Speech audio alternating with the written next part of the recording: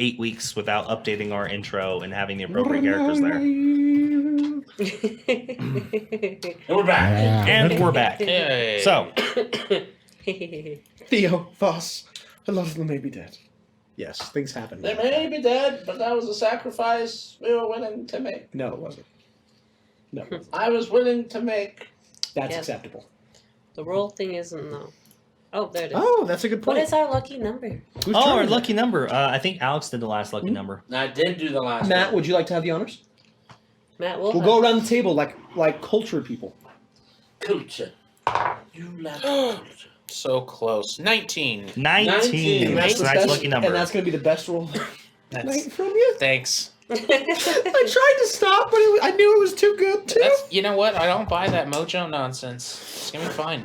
It's gonna be average rolls. Average. I'm gonna roll average. You're not looking for high, not looking for low. You just want average. Yes. To those of you that are not aware, the special number of this evening's adventures is going to be 19. If you roll that with the exclamation point roll command and get a 19, you may give one of these lucky party members an inspiration for the evening Not that will limited. disappear at the end of the evening. Except her, because she has it. Okay, so.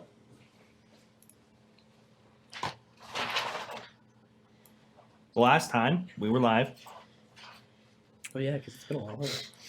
Yep. The last time we were live, as a party, you met up with Patty and Brittle and kind of condensed your notes together, and you started building this picture of something kind of sinister happening in the city of Rivergate. Whether it be deeply fiendish or necromancer magic, there's something terrible happening or getting ready to happen in the city of Rivergate. And Patty is very sure of this.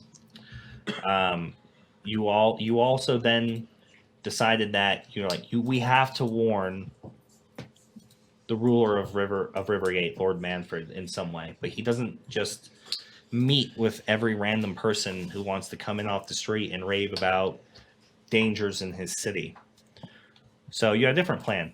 We are going to meet with the individual who hired the Elf on Sala's adventuring group, and we are going to try to get a favor from him in lieu of full payment of whatever we're owed. And we're going to meet Lord Manfred and talk to him about what's happening in his city. You then, Lumi, went to go to Anselm's and take him to Twigblight that you captured in order to fulfill the obligations of the contract you made with him on that, so that he can research whatever magic it is and pinpoint exactly what's causing this corruption in the nature underneath around the city and in the weave at the moment. Upon doing so, she was surprised by Casey and an almost dead vampire hunter called Nikolai, whom they tried to restore back to health and stabilize, but Lumi had to break the terrible, terrible news to Casey that her best friend of ages and one-time significant other / Sisters. yeah, was dead. Sister brother. Which Yeah. Casey more or less attempted to brush it off and kind of hide behind the fact that Nikolai needed help in order to process what had happened, and said that she would find you at a later date to kind of discuss getting revenge on the beholder that had slain him. You then the next day went to visit Lord Vermillion, entering his estate, this massive, wonderful, gated private estate inside the city in the Upper District, where you were introduced to Lord Vermillion and to other individuals. And you negotiated some payment and a favor in lieu of full payment, and you got a magic item, which, by the way, was some of our very helpful community members used the Rich Get Richer to upgrade that table and got you some sovereign glue. Yeah. Which, when you finally use it, you'll roll that d6 and see how many uses of it you have, because you can't tell by looking at the bottle. Really? And he then said, I also need work that I think is perfect for the tabaxi to get done. Didn't disclose any details of what was happening, But he said after you meet with Lord Manfred and handle this very important issue that you believe that you have for him, you guys, he'll give you the details on the job, and suggested that you fill out your party with new individuals. At which point you enter a warforged wizard named Locke and a barbarian zealot Goliath named Godric, who agreed to join you on this job under the recommendation of Lord Vermillion to help get it done. And then you retired for the day, knowing that you had a meeting probably the next day. He said he would contact you and send for you when he knew that you guys could go meet Lord Manfred. He went back to the Ghost Ship Inn and kind of relaxed and enjoyed the busyness of it that night, the rowdiness of the Ghost Ship Inn, having patrons for a change, and participated in some games and then went to bed. And now you wake up the next morning to go downstairs and await for word from Lord Vermillion on whether or not you can meet with Lord Manfred. So, as you wake up and go through your morning routines, dress, take care of your needs in the morning, put your stuff away, lock your doors, head downstairs, order food and drinks as per usual. You all sit at the table, or in the case of the Goliath, stand at the table. But absent Alfarius, who insisted that he need to spend the day in prayer, as he hinted to you at the idea that he saw something in his dreams that has questions he needs answered by his patron. And still getting over the idea of Solas having left, knowing now, another day, that he is long gone, possibly on the boat and heading back for his homelands of the Shamada Desert on the central continent. You now look forward to understanding and making some new friends. So that's where we start. And so, what were you saying about your previous adventures? That is not right. What were you saying about your previous adventures? There we go. Well, we've had a loss of life and friends recently, so it's been really real challenge, and as recent as just 2 days ago. Hopefully they died in battle. Yeah. Saving you. Not you, but your friends. To die saving your friends is a good honor. He died as a hero. One of them might still be alive. Was he hit with some form of spell? He turned to stone. Lock? Oh, he's very dead. Yes. Then there you go. Your friend is not alive. He is dead, as Locke says. How would you know, Locke? Were you there? No, it's a common spell. It can be reversed, but so can death. It is true. Okay. But as long as he's a statue, he's as dead as the table. I don't think it's best that we ask the mechanical man on theories of life and death and existence. It does get confusing. But we have something to discuss. Since your fearless leader is not here, there is something we must discuss. This next job, I do not believe, can be done with 4 people. Okay, well, what was the job again? We had to take something from someone? We don't know. He just said it's a job for me, so I can only assume that means I get to take some stuff. I know a little bit about the man, of what we are doing, what we are going to be attempting, and I believe we may need assistance from one more person. The only reason I bring it up is because I have one more person. It is a member of our previous job. Reliable. He is a sturdy man. Well, rock. Is he a rock? He's an earth genasi. Ooh, I've heard stories about those. From Suan. He's a good fighter. He uses a bit of magic, but he's sturdy. So this is another one of your companions one of the ones you didn't murder? No, the murdering happened many years ago. I think there was a miscommunication. It happened a long time ago. This one is just a successful. We've been working for Lord Vermillion for a little bit. So he's been working with you? He has gone on one journey with us, yes. Is he... I don't know you guys very well, and I don't know him, so I don't know how much trouble. No trouble. Hi. Professional. Did his job, took his money. Looking for a new job. At that, I reach out and open my hand to you. He is a good warrior, and so am I. We are not in the backstabbing sort. It has happened too many times to us. On my word. Dulls their knives. Ting ting. On my word, we are honorable. As long as you are honorable to us. Just think about it. As I Will reach you- out. Oh, go ahead. Sorry, as I reach out and offer my hand to you. Just remember, Hargraves, it was hard to trust you. And I did stab you in the back.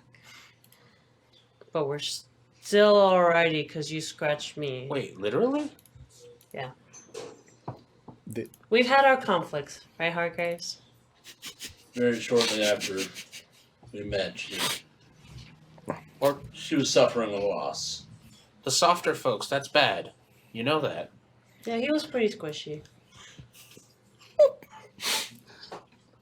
I take her hand and, well, you better be. I know how to handle problems. It seems like I imagine if pretty either good. of us make combat with each other, it will be a battle for the ages. Whoa, actually, this would be fun to watch. You two should have brawl it out. I want to see what's Play nice. This is not this. It is Goliath, not necessary. Goliath. Yes. Wolf Goliath, man Goliath. This would be interesting. I think it is best that we do not engage in combat. What do you think, Locke? I Ting, ting, think ting, ting, ting, ting, ting, ting, ting, ting, ting. kind of push your hand down. I think fighting should only be in defense. I disagree. See? Let's see it. He's a fool. I agree. This is not the time or the place, Lumi. Well, we have to kill time. We're gonna find his buddy, and then we're gonna wait till we Nothing find would be out. learned. Just Only that they can fight. Just who's the We know tougher that. Goliath? I think you're forgetting that we have pressing matters with demons in a circle of mirrors. No, I know. Circles. They don't like me. Is it because you're not a circle? It's because I didn't learn from them or give them money. And I am not a circle. That is correct. That is by far the best joke I've heard in some time. Thank you. It was a joke. Well, I was meant a- like he's not like a circle. Like he's not a circle. I Exactly. guess he's not. You're not very circular too. So. I completely get what you mean, and it is fantastic. Circle. Anyway, your friend isn't with you, so I imagine Oh, he couldn't have got far. What place was he staying at? I believe it was the Weighted Purse. Was it? Yes. Yes. If we would like, we should go there now. What kind of place is the Weighted Purse? A nice establishment of rest. it's like here just for people who have money. It's an inn over top of a currency exchange. Oh. Ooh. I like Sold it. it. Okay. So But, what? He As I'm must- looking at all of you guys, 'cause how tall are you? Just 6 foot even. So I'm looking at all you guys, and you're just tall, tall, tall. I'm like, I look down at you. Yes. well, I'm 5'7". I look down at you. Is this companion of yours? Is he going to be as tall as everyone? Um. I kind of miss having Solos around because I can go like this. He's rather tall. Is he taller than me? Much. Okay. I guess I'm just gonna have to do this for a while. We You could. could stand on your tippy toes. You know, I can do that, You could always hop on my but I back. kind of do that. Ooh. I will not notice the weight difference. Locke has done it before, except he makes me fall. He is very heavy. How heavy are Ting you? ting. He is heavy. Very heavy. I don't know if me and Hargrave. It's a good thing I don't need to breathe. I would have drowned many times. I still can't believe you got out of that lake one time. It was a long walk and a climb. I was able to take a nap. So I'm guessing you haven't done much sea travel. I tried to avoid the sea. It's hard to get out. It's fun to swim. I can't swim. He is very heavy. He just goes right to the bottom. It's a long walk and Do a you lot of see all climbing. the deep creatures down there? I heard there's like a Too big dark. whale. Too dark. Pretty scary. Oh. So I guess until we hear word from our contact on the meeting and all that, let's go track down your friend. Let us go. I believe I still remember my way to the weighted pass. If you would like to follow me, I can show you. Very well. Lumi, keep Yes. your hands to yourself. Oh yeah, that's right. And I look into my pocket. And I look at this purse. It's in the heart of the merchant district at the exchange, like I said. Yeah, that's why I was telling her Here, to keep her Hargraves. hands to herself. Oh, yes. Heavily guarded. They'll cut your hands off. mean If my you get paws? caught, that is. No, the whole hand. You mean my paws. Well, tabaxi are kind of strange. They have hands, not exactly paws. I like to think of them as paws. Then your paws, they will take them. What are you trying to hand me now? What is it? What am I looking at? You are looking at a bag. You are looking at they. Sorry, I just realized there's a rather large sack of gold in that bag of holding that has not been counted yet. Yeah.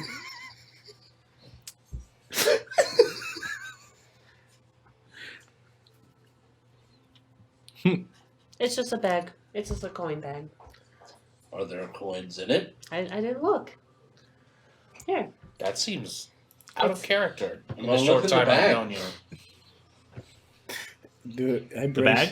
Yeah, the bag. There's when you kind of pull the uncinch the strings and open it, it looks like you open it. There's a shopping list. Okay, it's a generic shopping list. It has some Can I have that back? items for purchase that he's looking for to replace some chisels for jeweler's kit. There's also about 180 gold pieces, about 70 silver pieces, and the platinum.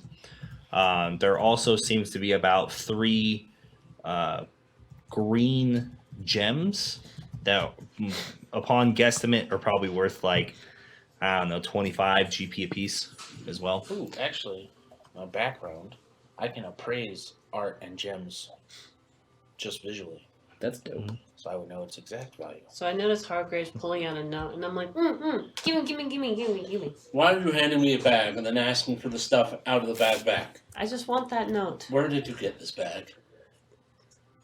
I replaced it with an apple. Can I have the note? What? Fine. Replace Here. the bag with an apple. What? Yeah. Equivalent exchange. What? Pouch for an apple. Where was this pouch? An apple a day keeps the monsters away. But where was this pouch? Didn't keep your hands away. That's true. You rhymed. Yay.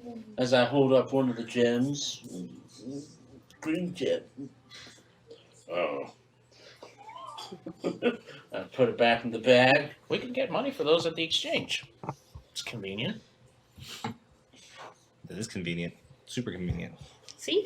Well then, we are meandering. Let us head to the weighted pass. Okay. Is there anything else you guys want to do on the way there, or stops, or anything? No. Oh, yes. Hmm. I go to a bar person. Someone that works here. Just one of the Negotiate. waitresses, or Yeah, I guess one of the waitresses. okay. Oh, excuse me, miss. So she walks over. Yes, Mom, may I help you? We're staying upstairs and Yes, I know. I've Yeah, been so- here for a few days. someone is supposed to be sending word for us, the Guardians of the Veil. Or Exodus, one of those. And So many names. it's an appointment for a meeting. If it comes, could you let us know upon our return? Because we're stepping out. All right, sure, I can do that. Thank you. All right, have a wonderful day. Tyke's Yeah. blessings upon you. And she goes back to work. Now that's taken care of, now we can go.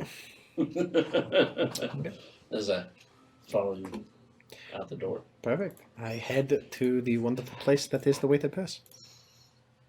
Okay. All right.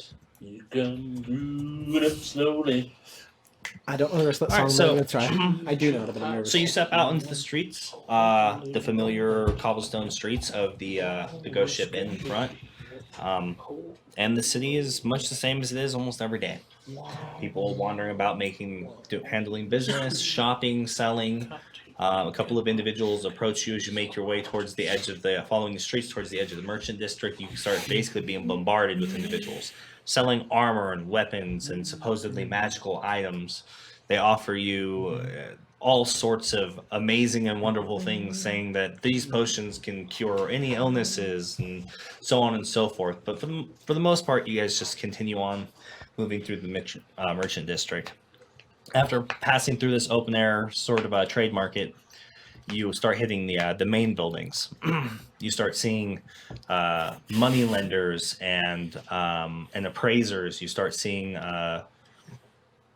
leather workers and candle makers, and it becomes more or less the district's business front.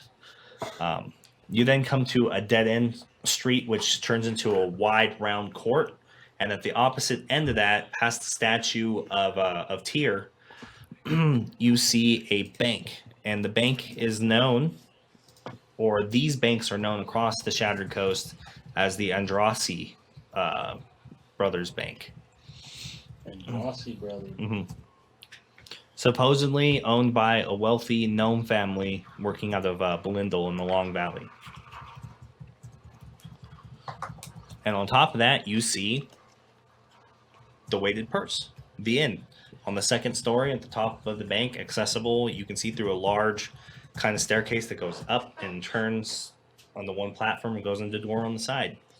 Hanging over the front of what looks like a large single open window, looks like the design of a purse with coins falling out of it. Locke, what was the name of the place we are going again? The Weighted Purse? I forgot. Right here, found it. You also see about maybe 4 dozen people kind of just intermingling throughout the square working. You see about 10 guards and a couple of what like maybe private armed guards in plate mail with pole arms in front of the door to the Andrasi Brothers Bank. Well then, let us... Oh, sorry, continue. We will retrieve Gao. You might as well see about getting some gold for those gems. Are you okay? Did you hurt yourself? Hmm? You said ow. Gao? That's Oh. the name of our companion. Oh. Our acquaintance. Oh. I'm sorry. I thought you Oh, hurt yourself. I understand. Ow. Gao. Haha. People. Language. Out Oh. of character, I really thought your character said ow. So I was like, Oh. okay. That's awesome. That's so awesome. Life imitating art. That's so awesome. So, who's going up? Who's staying? Oh, I Who's just going head up? off after I tell him that I gotta go up the stairs. I follow Locke, as always. I guess I Okay. stay downstairs. I'm gonna look at people. Lumi, let's stay out of trouble. Like I said, we could get some gold for these. When I get to wherever the reception is for the inn, or anyone that looks like they work at the inn and not the bank, Okay. looking for the room of Gao.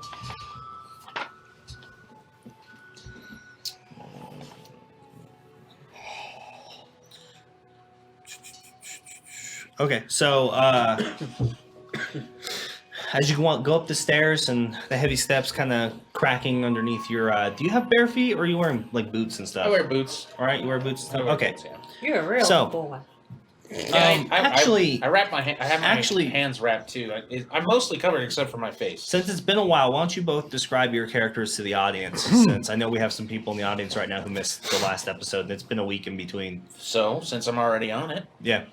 Locke is. He looks like an average-sized human, 6 foot tall, medium build. He's fully dressed like any wizard would be. Got blue robes and overlapping folds and all sorts of stuff. He wraps his arms up a bit just because. And he wears boots, like he's not barefoot. His face is kind of. He's mostly metal, but he's like kind of got a patina, so he doesn't like shine or anything like that. Question. Yes. What's a patina? He's not shiny and chrome. He's aged and matte. Not matte, but Is that like matte. a treatment or something? He just doesn't shine. Oh, It's like a- description of an effect. It's like worn aged metal. Yeah. Okay. Yeah. Makes And sense. pretty soft features. They're vaguely humanoid and just blue, unblinking, like glowing eyes. His voice kind of projects from inside of his throat, so it kind of sounds a little bit like hollow. Especially when you're kind of hearing it from different angles. And that's kind of it. He looks like a warforged, a metal man. Followed behind him is an 8-foot tall Goliath. Very, very well built and muscled. Across his entire body, because he's not wearing a shirt right now, is different, rather loops and Viking style tribal markings. And along those markings, you see runic marks that traverse both sides of the tattoos along most of his upper chest and heading down towards his abdomen. He wears a rather large furred cloak, bound together with teeth hanging down, bound together by just twine, that drapes over the majority of his form. You can see even a large bear head that he could pull over almost as a hood, but behind that is a really large greatsword with different etchings and markings, as it's just looped into a rather simple leather strap that he can pull off or break away if necessary. He's wearing just normal leather trousers into large dark boots with metallic shin guards that are bound through a sash that's kind of looped and tightened below. On his right hip, you see a battle horn. On his left hip, you see a cask of ale that just sits there. Really huge, large, and he has a rather large red beard that looks well kempt and trimmed for the most part. There's a few unruly sides that he kind of just brushes down. And he has hair pulled back into a rather loose, dirty ponytail that's rather short, just to kind of keep it out of the front of his face. And the only noticeable thing is you're going to see a rather large scar that goes from the top left of his forehead all the way down to the lower left of his jaw that goes right through his eyebrow and over his eye. Actually being such a scar that he's missing part of that eyebrow. Alrighty. Boom. And his name is Godric. So your sword doesn't have an awesome fucking pommel that's shaped like an aggressive growling bear? It does now. Sorry, new things got added. So it's a rather large greatsword with runes going around the bottom. It looks like a bear's head open and howling as the paws are actually reaching out on the hilt. Mm-hmm. It almost looks like the bear itself is the pommel, and you see the gems in the eyes of the bear actually red and almost glow. See, he made it better than the way I wrote it. Improvisation, ladies and gentlemen. When it's due is due. As a matter of fact, take inspiration for that. Woo! I normally don't get those. I'll take that. Yeah, you did a good job. I like it. Boom. I like the sword. Do better. It's a good sword. Yeah, it's good. It's dope. Sword's good. It's sword good. Sword's All right, good. I can't so wait to hit things. oh shit. I fucking Oh, forgot. the better it is. Paste that. There we go. As you pull on the door, this kind of has a glass window. You can kind of see through it or whatever. You open the door and go inside, and you see that the common room is actually fairly lovely. You see multiple tables. It looks like, judging from the smell when you come in, you can smell like there's food being cooked. Lovely food, and you hear the sounds of individuals eating and the clinking of silverware coming from the left. Directly in front of you, you see what looks like a reception desk. And then another door that probably is where the rooms are, the few that they more likely have. But the room has potted flowers on the tables and this lovely like purple drapery, and there is a nice scenic painting of like a small like cottage by a lake against the furthest wall behind the desk.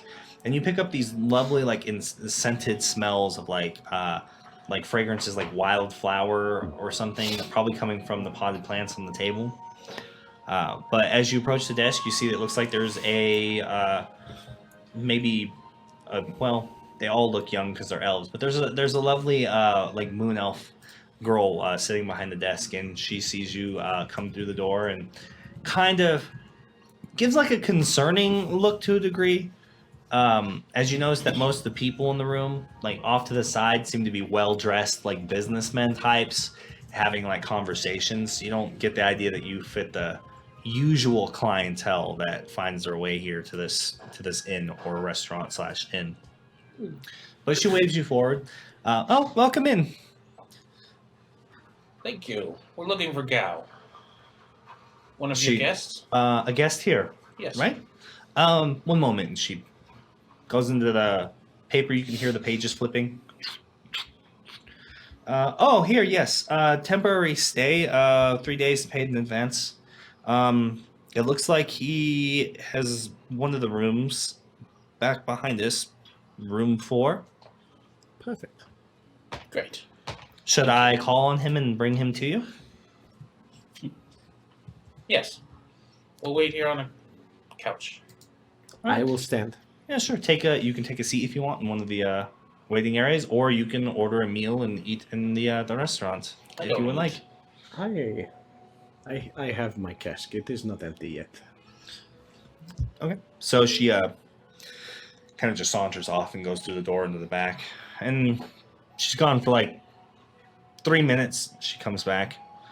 He should be out here shortly. Excellent.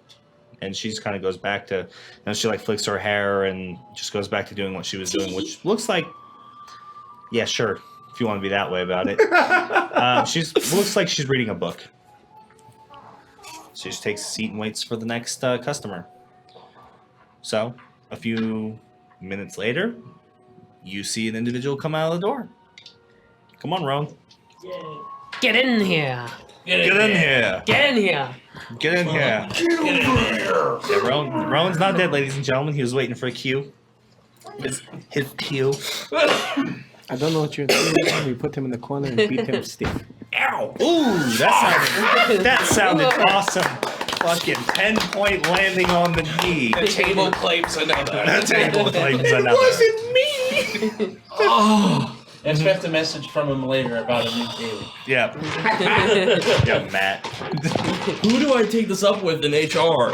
There is no HR. HR is a hand grenade where you pull the pin out. You're all voluntary independent contractors. Shit! You suffer.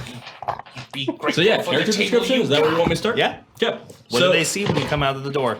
You see a 6'5" Earth Genasi.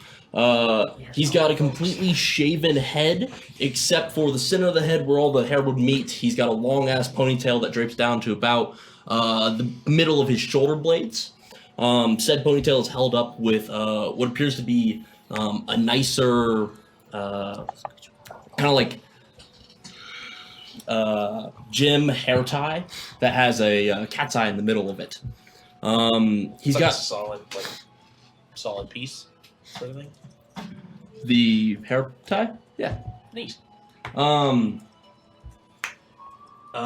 He's got these greenish yellow eyes. He's covered in this darker brown skin, and as he walks, it almost looks like flakes of dirt are just constantly coming off of the exposed skin. He's got on full plate, but it seems to be of a more eastern make, with high pauldrons and more of a skirt look to the midriff of it. Other than that, he's got on just a basic pack, and he's dragging behind him what appears to be a big squared maul, but it's got a rod going through the middle of it as if it was a spear with two maul heads on either side of it. Okay. Okay. Solid. Scary. Hello again. So I walk out, see you two. Okay, alright. head over to you all along is it a wooden floor? No, it's a stone floor. Okay, so the sound of metal dragging against stone the entire way. Mhm. As I make my way over to you. You have job? Yes, that we do. Me and my brother may have found another job for us to do. What's the job? Don't know yet. Okay. Yeah. Okay. Great. That was easy. This is why I love our friends. They just understand it as another job. I think he wants money. Do you want money? It is a job. We did say job. You get money. That makes sense. I'm always looking for the money. We can get money. We will charge them more for the third person. How much? We'll see what the haul is. Equal shares. They look like equal share sorts. Leads the way. Z-Way. And I Way. stand out here.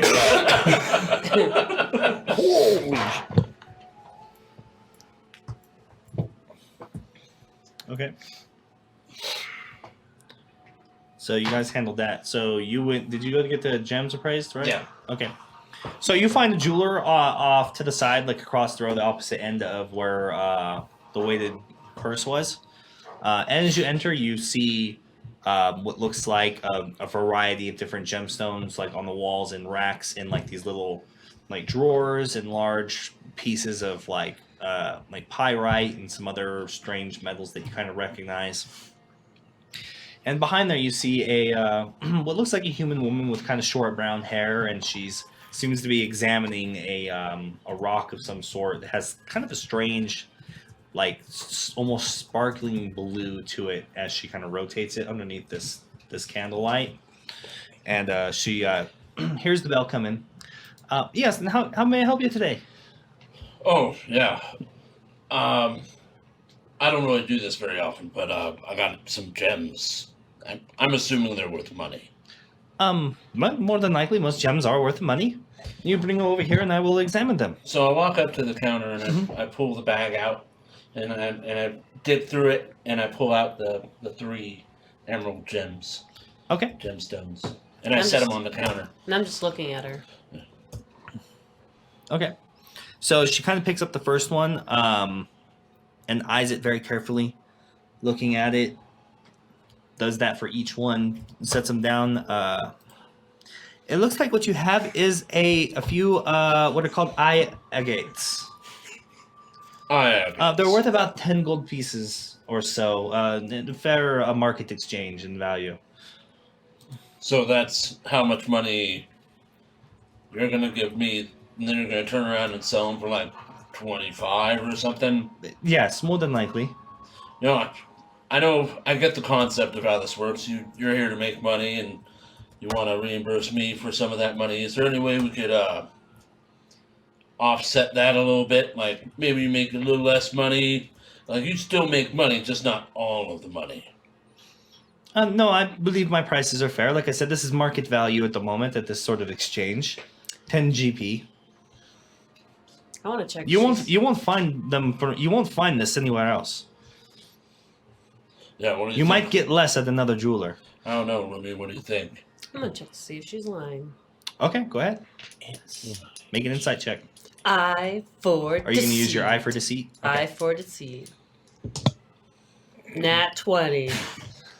So that Equals- makes it A lot. 25. She seems like she's probably fudging. In your experience as a thief and fencing, she could probably go as high as 13 GP. And then she'll turn around and sell it at like maybe 20 GP or something like that. Remy, you're better with this kind of stuff than I am. I'm used to just getting paid. All this conversion stuff.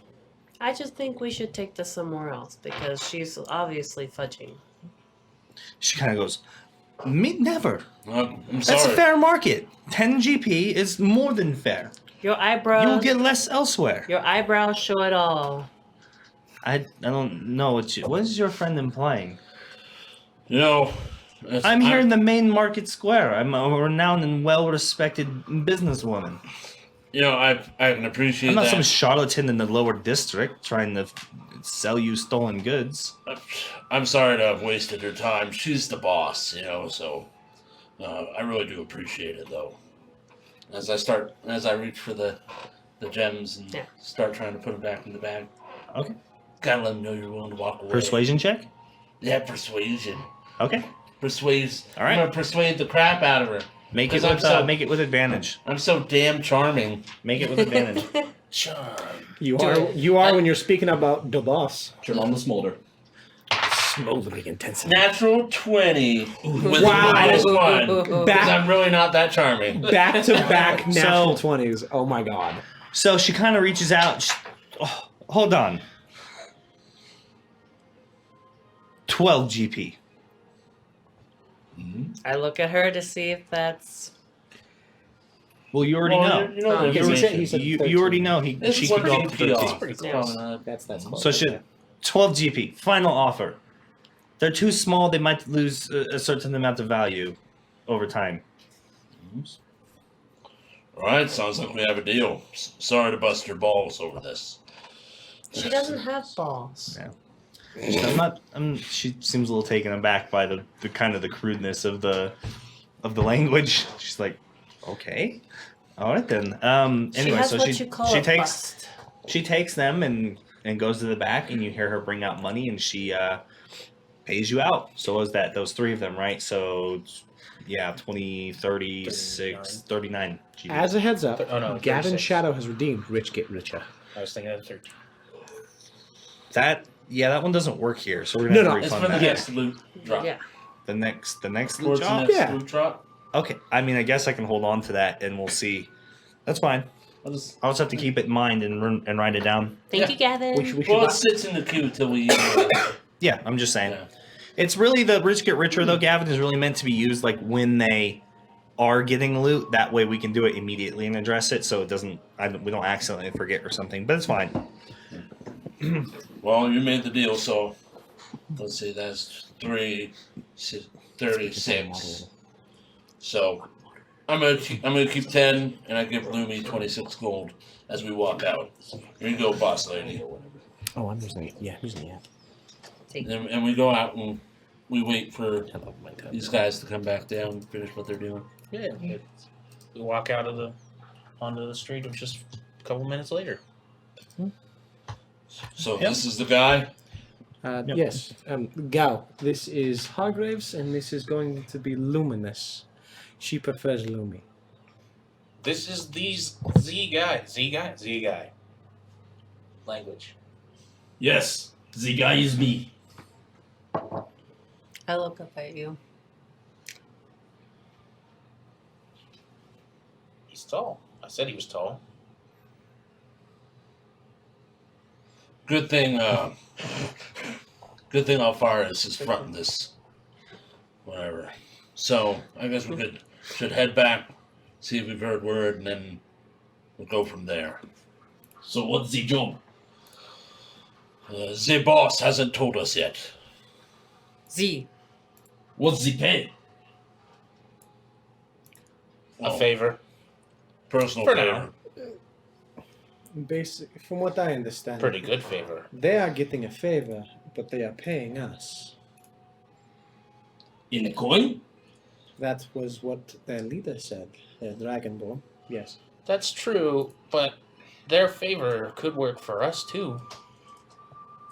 Getting connections with some of the court. You are the one who makes the smart decisions. Vermillion is wealthy, but not the wealthiest in town. Well, how about we go back, wait to hear, and we can discuss the terms of this arrangement. Yes. Fair. Alright, so we head back towards the ghost ship in. Okay. No way back. I just watch these two guys' ponytails. As we're walking, I unhook my cask of ale and begin drinking some of it. As I offer, would you like some? It is good. It's pretty early in the day So- for me. If I'm about to have some sort of meeting with a noble, I don't want to show up with the smell of ale on me. Fair enough. Were you guys gonna fight? Why do you want them to fight so bad? We would sooner do a test of strength. That is the Goliath way. I've heard a lot of interesting stories about Goliath on Goliath action. Is there bets on said test of strength? I bet. I've been told you can bet on anything. That is... I bet you because of how this guy is, because he turns into a werewolf, that he will be the one to take down this one. Gao. The Tabaxi, terrible at secrets. Don't share. What's your middle name? Don't share. No have. No have, okay. What is your last name? No have.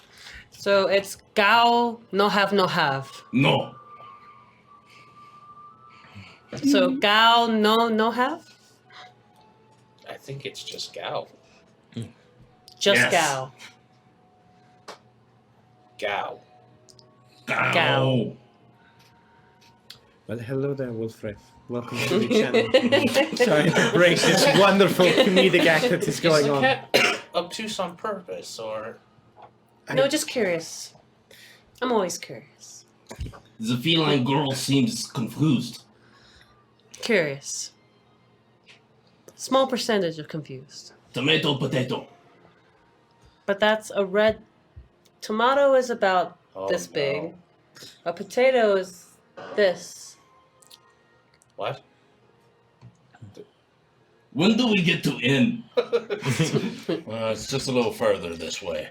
So as you guys finish walking and watching this terrible explanation of the difference between tomatoes and potatoes by the Tabaxi, as the Earth Genasi does everything within his power to avoid engaging in said like explanation, as she like walks around him, pacing him, like showing him examples, and she even goes and like over to a market stall and steals a tomato and brings it back as an example of like how big it should be, and then she goes and puts it back and just wandering around, and you guys have to just watch her, and all the while the Warforged is just observing this job. He now feels like he has an additional job, which is managing the Tabaxi and her secrets. So, as you round the corner to come around to the Ghost Ship Inn, you actually see that there is what looks like a carriage and several well-armed guards on horseback kind of nearby in the roads and the pathway there, and just out in front of the inn.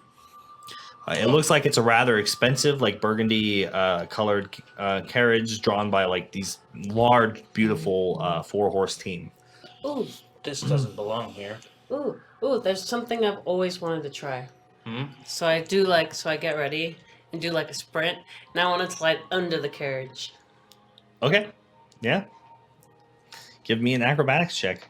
I will. This is one of the few times I'm wishing low rolls upon my teammates. Mm, Just to me see. too. I do it all the time. Oh, That is a 10. That is a 10. That's 10 is just enough to really just... Yeah, Damn so it. you kind of slide, pop out on the other side, and go like what? Damn What do you do when you get on the other side? I just slide across, and then I'm hoping to just like Yeah. wait for everyone to just like Would you do like one of these lean things? You just like chill? yeah Just lean? lean, and then I slowly go like a. So you slide out from underneath, and you're just hanging out there. You scare the bejesus out of the carriage driver, who like looks over you, jumps, this kind of like older gentleman. He like looks at you, startles, and a couple of the guards go to like draw their swords, and they see you, and they're like, what is she doing? And one of the men approaches you. Are you all right? I just always wanted to slide under a carriage. Are you all right? And he kind of reaches down to help you up. Yeah, I take the help. All right. Take the help action. As we come around the carriage, and we're like, Louie, what are you doing? Yeah. Is she with you? Is your friend all right? She's prone to flights of fancy. Malachi got the number.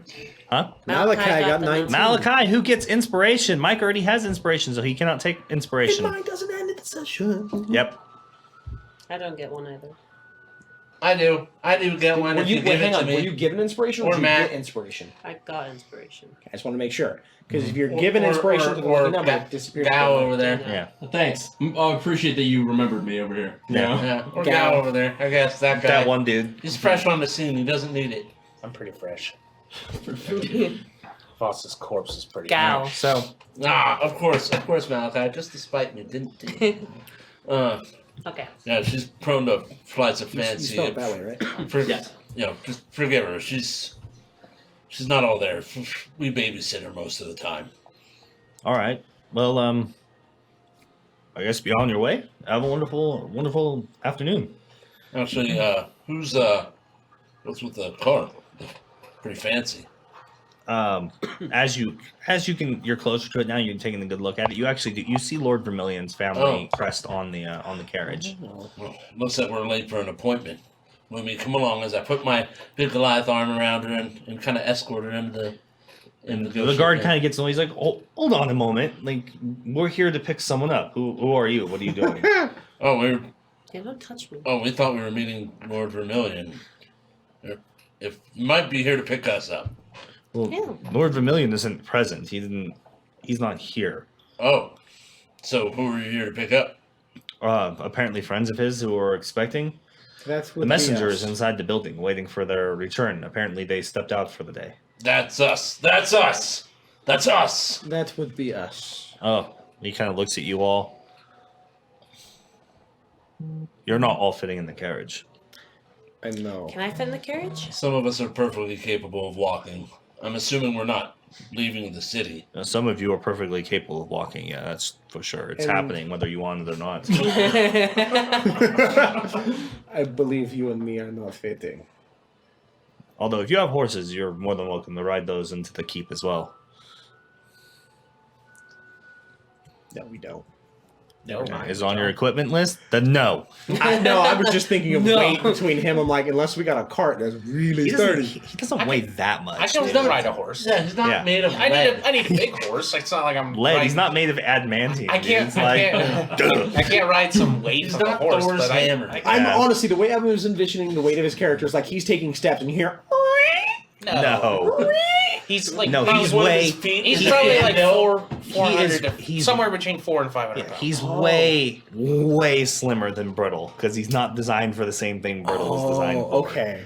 I guess I think I had Brittle still in my head. So No, I had this he's perception. he's a 6 foot medium build human size. and, So she, Basically. and she's But like solid covered with armor some and extra nature. weight. Okay. Yeah. mostly metal, so pretty heavy. Yeah, Brittle is basically a living piece of armor. It, like doesn't come off. And then, I think you also consider, you know how heavy a jug of water is? Like, humans are mostly water. So I think you're just like, because it's metal, you're like, oh, it must be stupid heavy. Because Yeah, of its that's density. yeah. Yeah, so Yeah. like, he's heavy, but as heavy as like a really heavy set person. Yeah. Even though he's not heavy He set. basically is. He's like a rather large set of plate armor with more filling, basically. Yeah, more or less. Yeah. The feeling. Cuddly feeling. But Well, just like alright I- then, just if like I there's anything don't else that have you in need to real handle, life. I would appreciate it if you handled it. I'll retrieve our messenger, and then you can decide how you want to approach heading to the keep. So he goes inside. If you would like, you can take the cart. I will be behind you. I would like. Can I step into the car? The car kind of, yeah, a little bit. Yeah, we'll walk. I want to try and sit on top of the carriage. The driver like looks at you as he sees you like eye it, and he's like, "No, you ride inside. Can I ride next to you? No, you ride inside. Can I ride next to you? No, you ride inside. One more time. Can I sit next to you? Luna, just You ride inside. It's like an enclosed carriage. Yeah. Oh yeah. I open the door. A and I garage. put my hand to pull you in. Garage. Just Yoink! Yeah. Cat goes inside. Yeah. close the door real quick so she can't get out. Yep. The best part is if she claws you. And it's who just- else? Yeah. Who else is riding in the carriage? Gal, I'm assuming. It is going to be Gal. The Goliath. Don't, Or walk. don't let the cat out. Or walk. I don't care. It's really not that big a deal. Ooh-ah. It's fine. Wow. Let the Goliaths walk. We need the exercise. All right. So after a moment, the head guard, it seems, comes back out with the messenger. It's like kind of this curly-haired, short human dude. Nothing really special about him. He's dressed pretty Nondescript? nice. Yeah, He's nondescript. He's just got like the frilly collar and sleeves that comes out, and he obviously had like an invitation. And he comes over and says, "Well, this is the official invite that gets you in." And he hands it through the carriage window to the Warforged, apparently. Can I see it? No. And then Put he it in climbs, the and then he climbs up on top, and the guard goes and mounts his horse, and the carriage kind of turns and the street and starts heading up towards the keep. Time for a light job. I want to see some rolls, gentlemen. So Brett? I open the envelope and read it. It's just a regular old invitation. Are you Yeah, saying it extends more or less. It reads pretty straightforward Guards, as let these people pass. yeah. It's like Lord Manfred expects on this day at this time the date in the manner of which his meets his needs that Lord Vermillion and company are expected to meet with the keep in the keep. It's more or less the gist of it, and it has an official seal and everything marked and grants passage through the gates to the keep. do you read it or do you scan it? I mean, I don't blink or anything, Beep boop, so beep yeah, boop. kind of scary. Do you make sounds? Do you go beep beep beep beep beep? It's not a robot. Typewriter sound. No, it's straight like every time I finish a line, ding, ding. Yeah, It's got every time you get an idea. Just Yeah. ting. light bulb, Yeah. Yeah. lock the Have scan an jet. actual light bulb? when he sits down and thinks, it's the AOL dial-up sound. Oh, that's rough. That's We need a rough. plan to sneak past here. Stop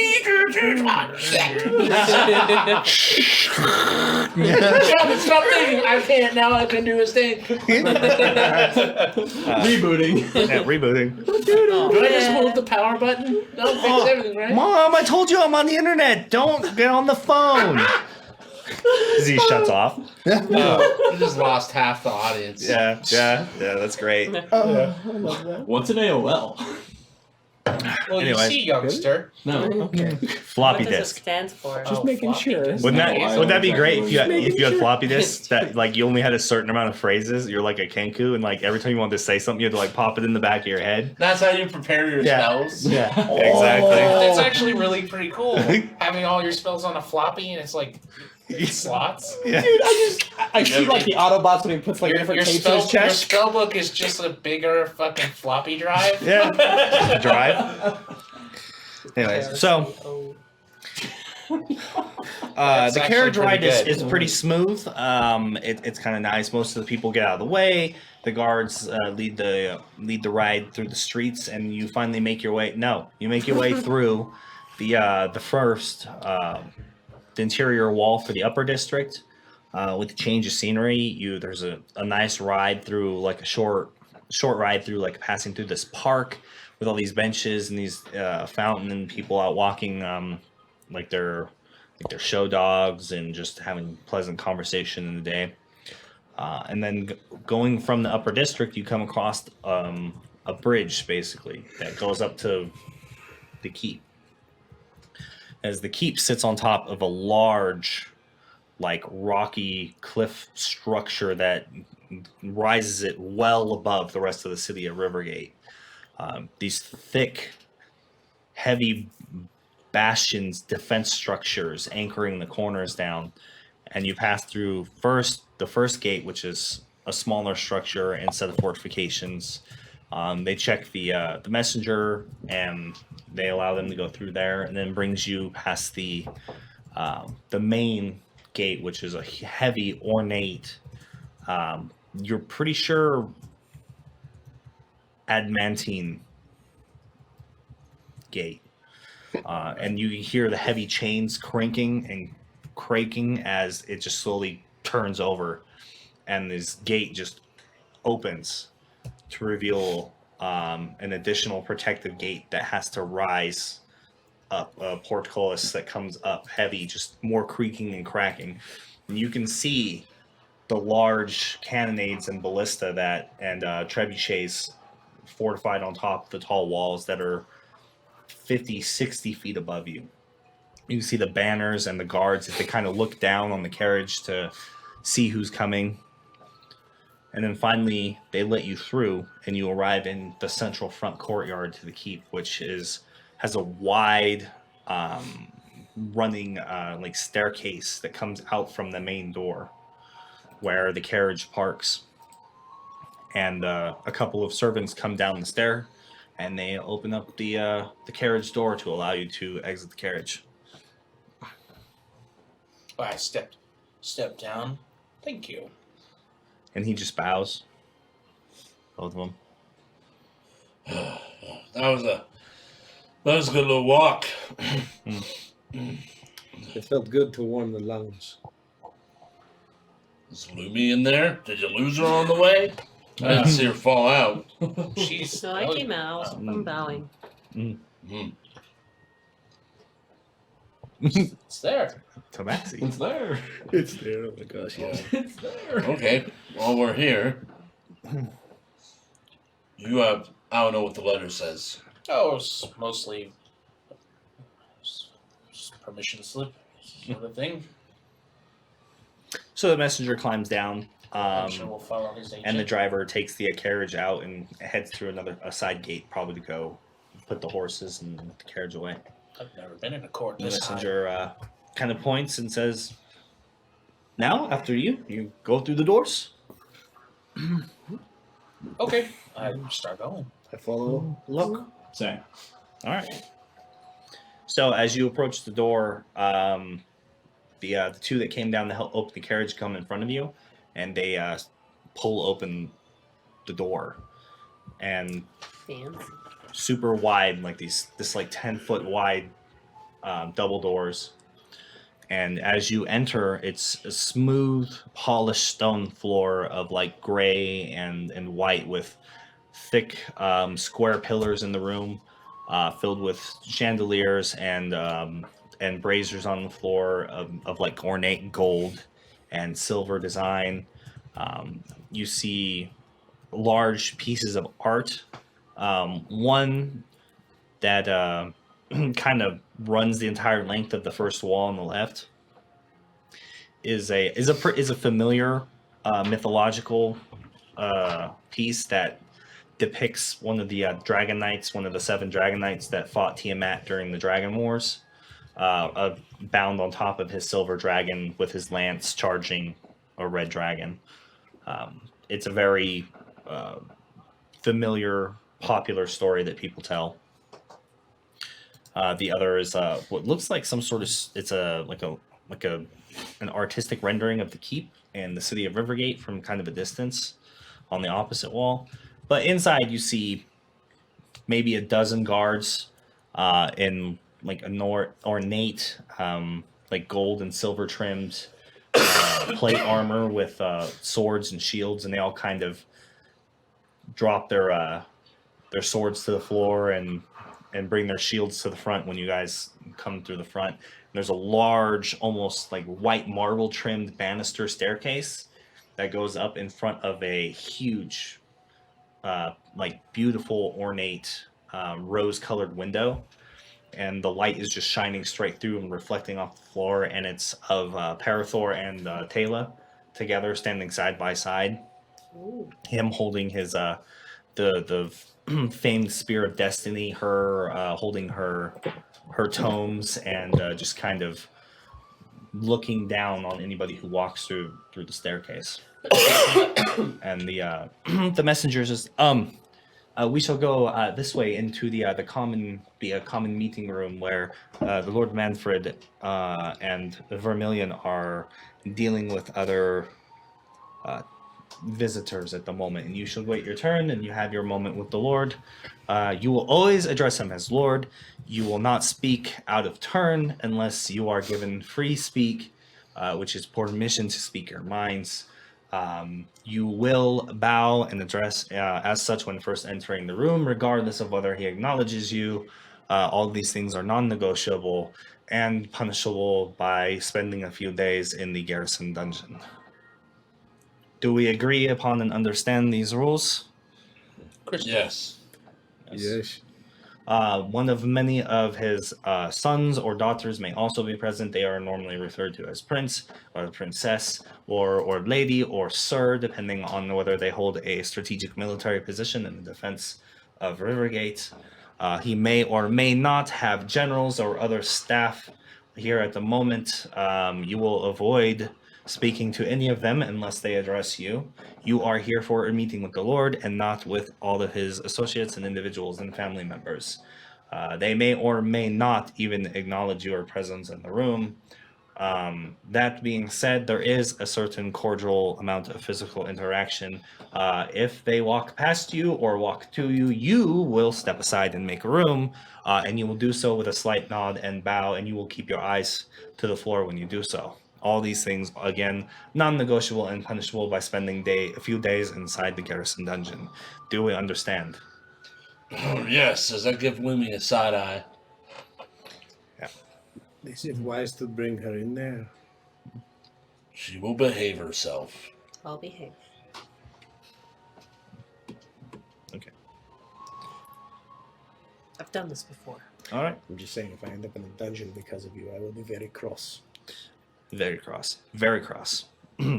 So, all right, then follow me. And he leads you down a wide corridor filled with busts of famous heroes, other famous adventurers, wizards, fighters, some monsters. There's actually a really large statue of a dragon that's just like kind of, it's massive, and it seems like it's cast of pure bronze. It's probably like 10, 15 feet tall and probably 30 feet long, and just as you guys walk around the outside of that, all the meanwhile passing by individual servants and stuff going in and out of various rooms and doors. Everything is ornate, trimmed with gold and brass.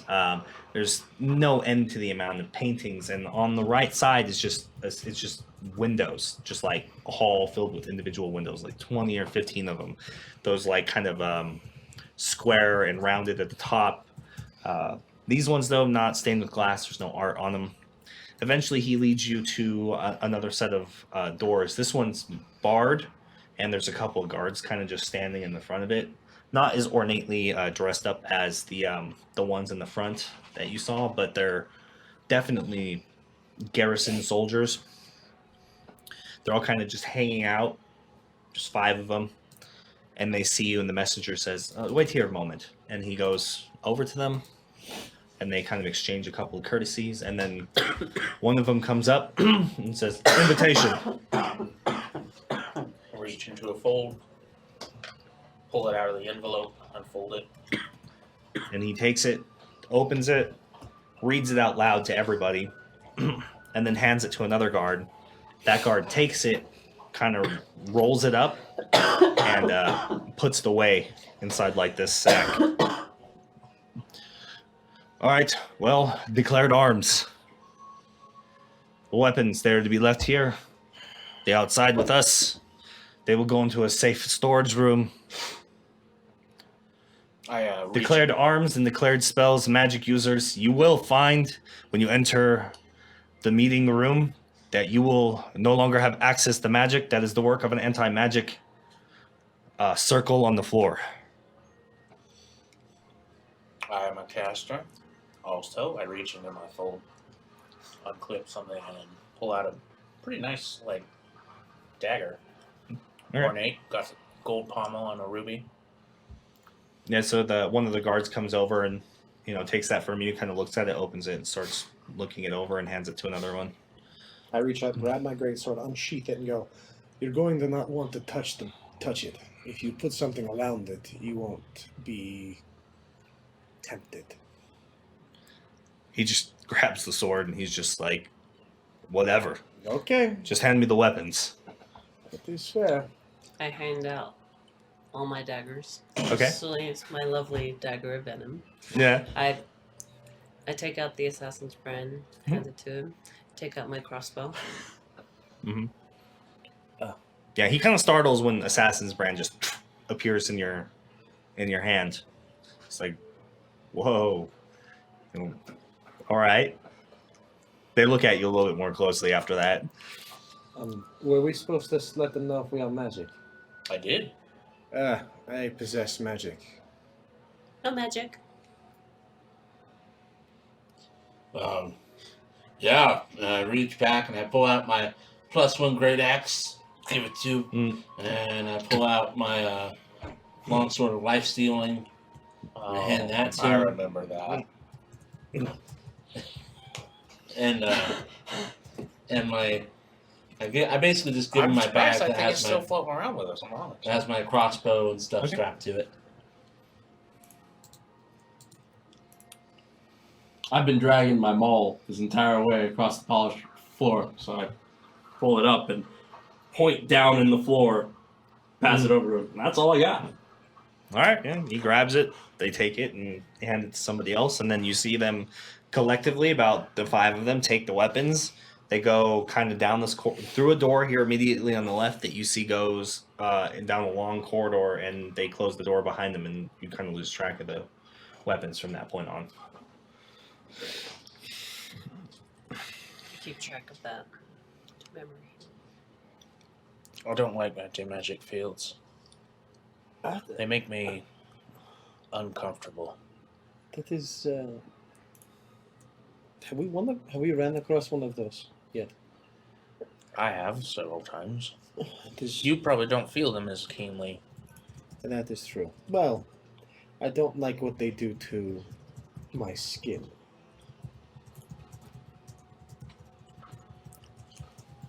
I imagine it's similar to when the softer people eject from their mouths. You feel like vomiting? Is that what you are saying? It's similar, I think. I don't have any experience with it. So what you're saying is you feel sick. Maybe.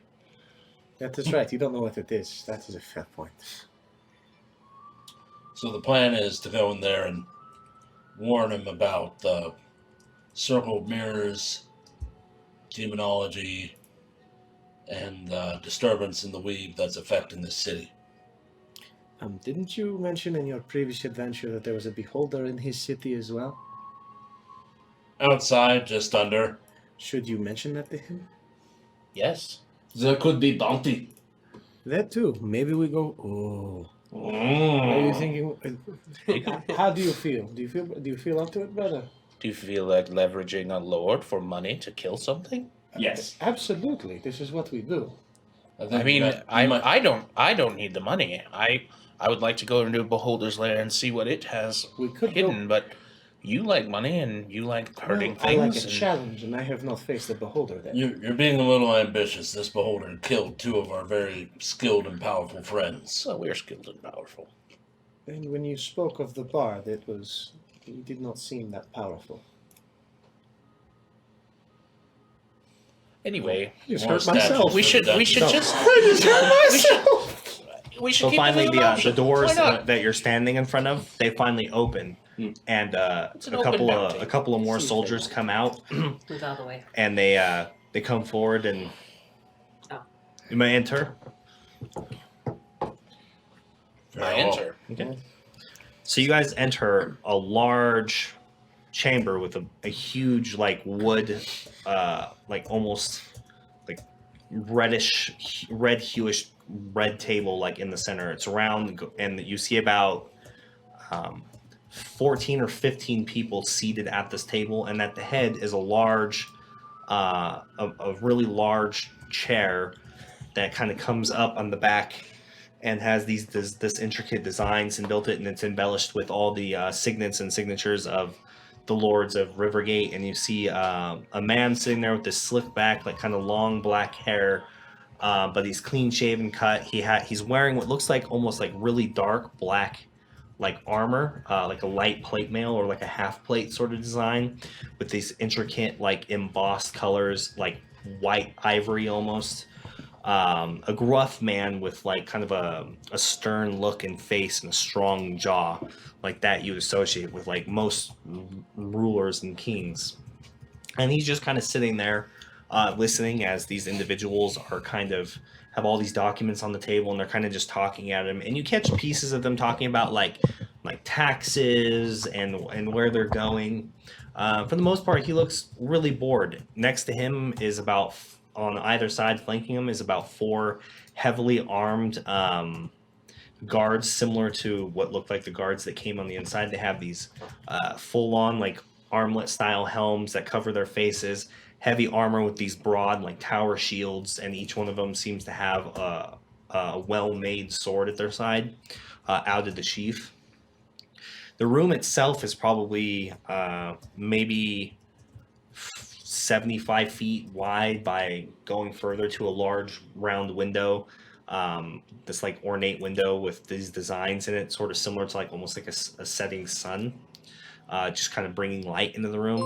Everything is like white and gold on the pillars, and the roof above you seems to have some like mosaic. It looks like a depiction of the primeval conquest of the gods fighting like the Titans who ruled Terrowyn before they got there.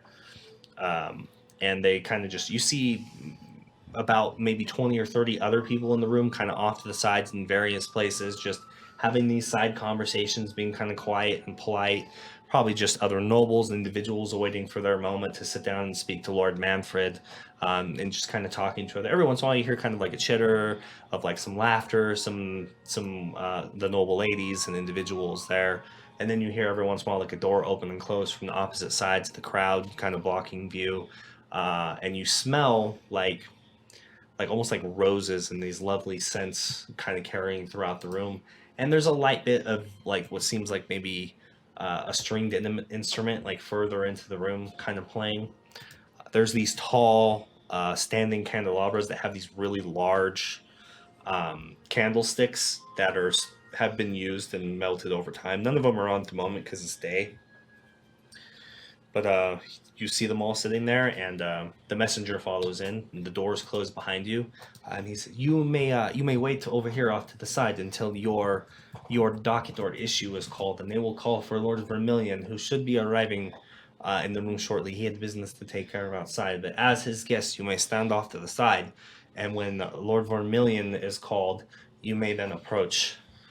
Feel free to mingle with the other individual guests who are not royal family and members of his staff. And that'll be all." And then he just kind of leaves. And then we're going to take a break.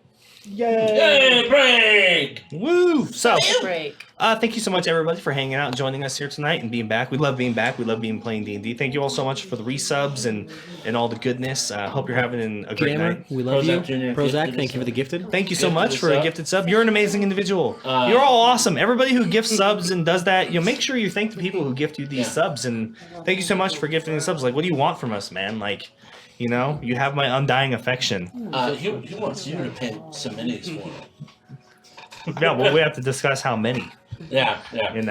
So, And then also, Jammer 1 showed up, Jammer, what's up, man? How's it going? subscribing with his Twitch Prime for 9 months. 9-month streak. What? Oh, With man, that that's first awesome. badge, rocking it out. Rocking it Rocking out. the badge.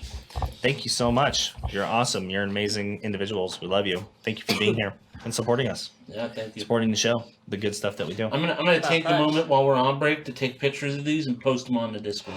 But All these minis for our giveaway. yeah, we're gonna take a short 15-minute intermission after we run a quick 30-second ad break or 60-second ad break, and we're gonna be right back to the party meeting with the Lord and ruler of the city of Rivergate, the independent city-state on the coastline of the Shattered Coast. So.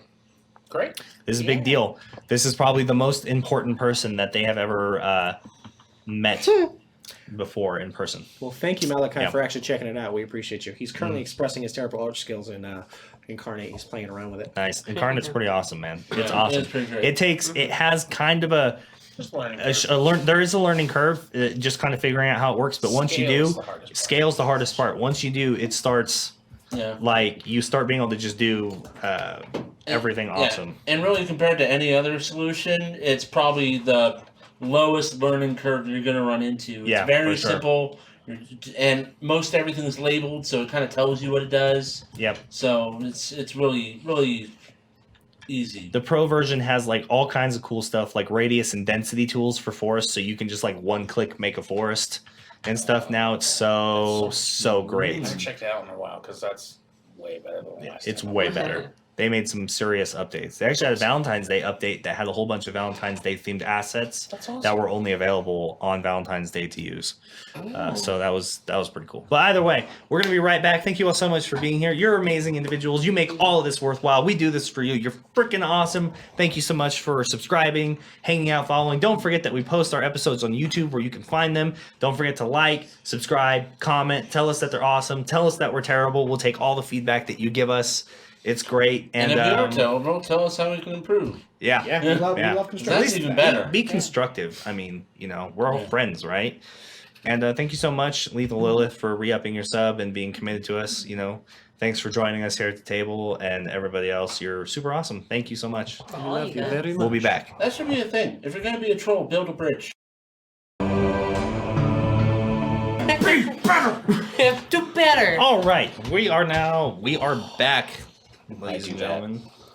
Everyone's punching themselves, So- guys. No, my legs are sore, so I'm kind of just working them out. It's just a very violent masturbation. It's not punching. What? Wow, We you don't went talk 0 to about 100 that. real No. quick there. No. You went 0 to 100 real quick. There wasn't even a Hi, stop. everybody. I can't drive 55. That's all I know. So, for those of you who haven't checked, no one said anything yet, so I don't know. You need to check or you're quiet. I did post the pictures in the main hall of the Discord of some of the models that were given away. So, there's extra too, not just those. There's more. And for any of you who are like into painting and they're like, no, you put the base on. That's just sticky tack. It's not glued or anything. They're going to be sent to you like in pieces. Like hopefully not broken in pieces, but in pieces to make it a little easier for you to paint. To be fair, Malachi says this is his favorite family-friendly stream. to be fair, There's nothing fucking family friendly about it. You know what? In a healthy- families. in a healthy Whoa. household, we should be able to talk about sexuality, right? Yeah. Anyway, There's nothing family to be friendly fair about about this. that one shot, they didn't roll particularly high. My saving throws were fucking garbage. That is the truth. We put him in the Could ground not and save beat myself. the crap out of him. So your bad rolling doesn't end on this side of the table. Normally it does, but We need to get you like brand new dice. No, you 'cause need. that's a bunch of nonsense. Whatever you have no. You it's have. not the dice. I'm just saying you have no data to prove your side of this argument. There's a lot of data. You. Is there- I'm not saying about the world. I'm talking 65 about you. episodes Show me the just facts. of showing of data. of just bad dice, or get you new ones if they start rolling hot. Maybe. Good night, Kima. Just Mikey Mouse. Wait. What? You're leaving me? How dare that, you? Send me that Kickstarter You mean thing Kim- or whatever. You mean Kima? Kimma? Kima. Kimma. Whatever. Kima. Oh, just whatever. Our friend. Whatever with your name. Your Yeah. name. He You can't know. say your name, so he says. I Sam. can't. Alexa. I have a disability. Hey, Alexa. Is it supposed to be a? How's it going? That's not the same at all. Oh, yeah, Yeah, it it is. is. Alexa. Might as well just give you a brand new name if you can't say it right, Alexa. Yeah, that's what I thought. Alexa. He's like, damn it. That's what I thought. It's not the same. Hey, Alexa, whatever you say. Hey, It would be Alex. like Alex. Alex. Alex. Yeah, all right. Alex. Oh, Alexa, whatever. You're adding extra letters and shit. I'm not Isn't adding it short for Alexander? He's just, Yeah. We'll call him Alexander. whatever. I just feel like I'm in trouble all the Alexandra. time. Yeah, Alexandra. who'd you say is You that know, short for funny Alexandra? story about Alexandra. That was your name? Oh, that was a learning- great story. I'm glad it's over now. Back to D&D. I love how you did that. I know, right? No, I was learning English and I didn't know how to spell my own No. name, so they wouldn't let me use it. I spelled it Alexandra. Malachi wants to know when that hat's going to go on sale in the merch store. Never. Because it's a Tokidoki hat. So, never. Toki Okie doki. dokie. Yep. what does that mean? Toki doki. Okay. It's a brand. Toki doki. Great. Yeah. It's Toki a- doki. It sounds like some Toki doki. poop. It's I don't know. It just makes me think of poop. Why? Because you're thinking of Dookie, Yeah. not Doki. Yeah. Okie dokie dokie. Just makes me think of poop. I bet it does. So about Alexa. that D&D. I know, right? So he posted pictures. Get in the thing. Kimma, shoot him the thing for the Kickstarter. Don't forget, please, and thank you so much, so we can check that out. So back to D&D. It's nice that we've set the tone for when we're about to have this conversation. Yep. Yeah. You know? Yeah, it's great. Way to go, Alex. Thanks a It's lot. Alexa! Alexa, get it I right. can't do anything right. Oh, Welcome to my world. My, You you made just- an intro. Calm can't- down. You made a badass intro. Needs to be updated. I got People need to curious. Stop I dying. googled it. Yeah. Well, too bad. It's not going to happen. I just decided we've become a pacifist party and will never engage in combat ever again. You know what? Sometimes combat just happens to you. Good things happen to bad people. It's Good especially in D&D. Good people can run away. Did I dyslexia that? Bad things Does happen that to hurt good your people. head? Not good things happen to Are you bad saying people. Did I that say good things can't happen to bad people? That beware happens that? too. No. That That's what does it happen. sounded like. Sorry, I had to go look at Toki Doki hats because they're actually pretty freaking rad. Okie dokie. Toki Doki. What is Instead of okay boomer. Hashtag not sponsored. Dinosaur. They're just super cool, and he said it. I've never actually looked at them, so I couldn't resist. I don't. After all these years, I don't like hats. I can't wear them because implants. That's fair. I probably should learn to like hats because I was gonna say, when you go bald, are you gonna like rock What do you mean? hats? Oh no, or- Matt's gonna own it because Matt's a winner. I'm probably You know why? just gonna go for the full shave. Yeah. But are you gonna go like bald and beard, or are you gonna go I like? can't grow a beard. It's fucking garbage. Oh no! I know. I'm fucked. I'm gonna be baby faced forever. Well, Just just, a giant baby. just remember that comb overs smell bad. Terrible. All I Just can remember think that of comb is overs smell bad. They reek of desperation. Oh no, never comb over. Yeah. It's almost to the point where I should just fucking get rid of it. The day you come in bald and baby face, Just giant, soft baby. dude. If we ever shoot a commercial, could it be like you're like the Pampers You have or inspiration. the I'm not. Pampers baby? I'm not fucking doing Yeah. that. No. I do.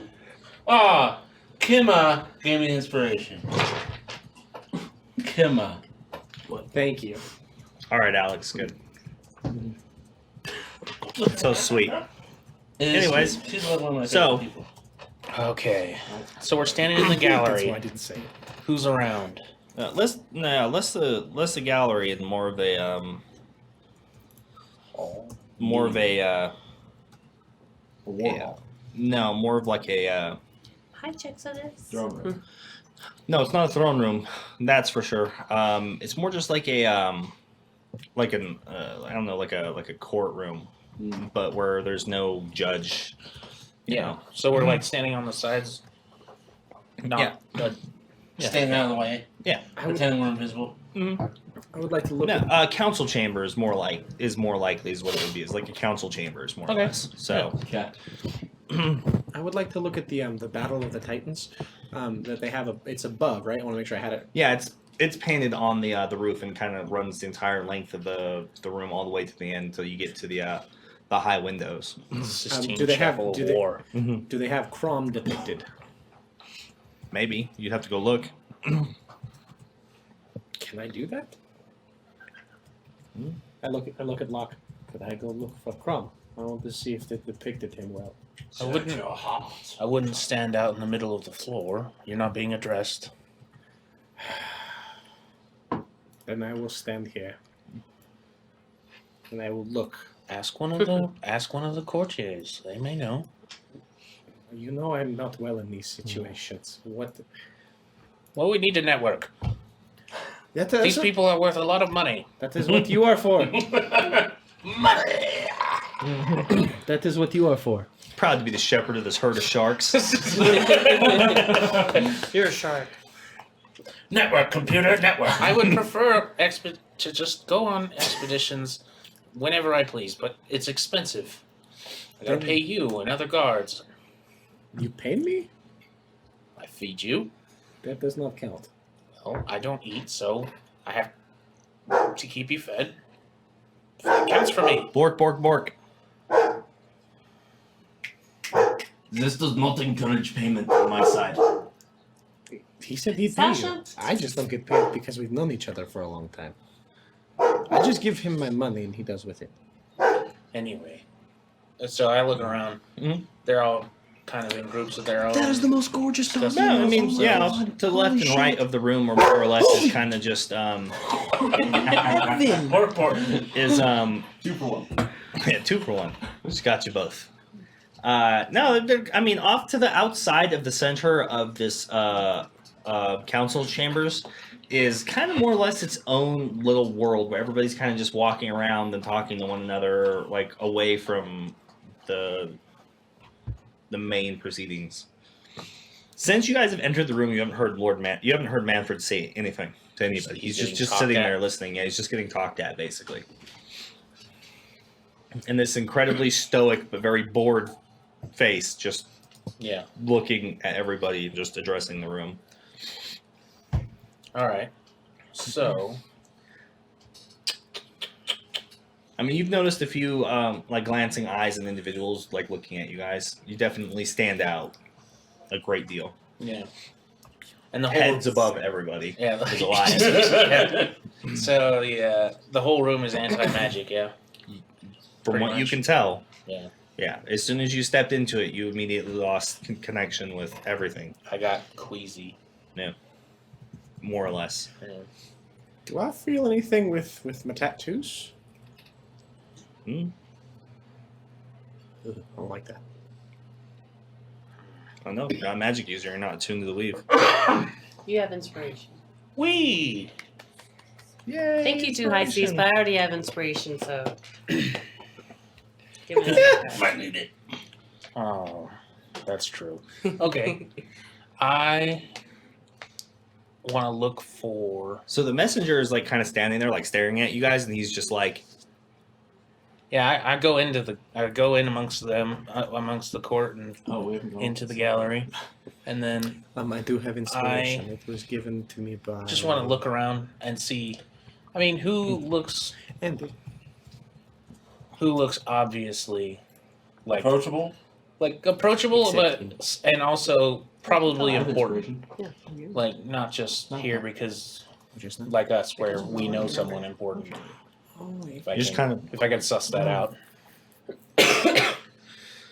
you're just kind of looking for like who seems to be like the one individual that a lot of people seem to be gathered around, or Yeah, pretty much. you just like looking pretty much. Okay, Yeah. all right, make a perception check for me. Who's getting attention and people are actually listening. That sort of thing. I'll take average. Why not?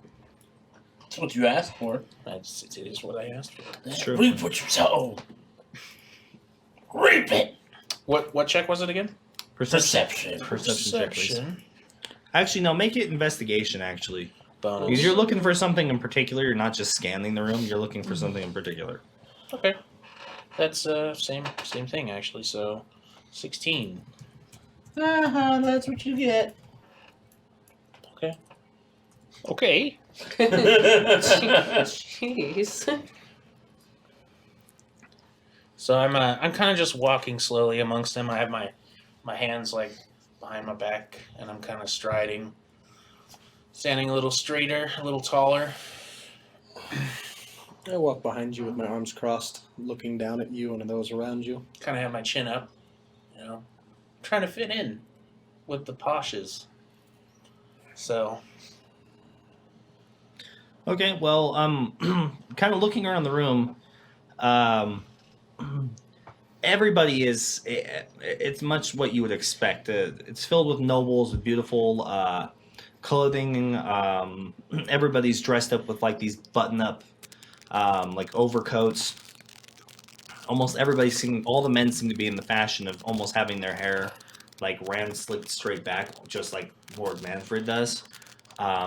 Most of it seems it's less about like dresses, and you notice that a lot of the what seems to be like the noble women in the room seem to have, it's almost like a pants and dress like coat with these overcoats.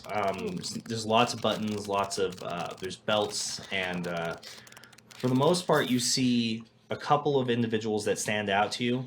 One of them seems to be this kind of tall, elegant, and athletically built woman with like white hair, these like rose-colored lips, and she's kind of standing off to the side. Very much reminds you of like the nobility, the aristocratic of like Lior. So she's off to the side, and she has several men kind of just talking to her, and they seem to have some sort of there's a lot of hand gesturing going on. One of the other individuals that stands out to you seems to be what looks like a well-dressed moon elf in like regular that high attire. She kind of has this purple and whitish dress that has like this, leaves open the clavicle and the top of her breasts, and comes down, has like, it's really long, drapes down the back with a kind of this white fur trim over the back. She has her hair like kind of pulled up, but she has two really long braids that kind of come down the front, down to her shoulders, over the top of them. Another individual who seems to stand out to you is probably, judging by like the armor that he is wearing, and he kind of has this one cloak that drapes over the side and comes down over, covering that side of his body. It's like this blue cloak and like this white and gold, this white cloth under armor, and this like kind of burnished gold breastplate. He's probably, from your experience, probably a Bravashan noble. Everybody else they seem to be garnering the most individual attention. Everybody else kind of feels like just your everyday court perusers, more or less. Okay. I stride over to the elf in white. Okay. Elf and white. Give her a nice low bow. Mm-hmm. I bow behind him.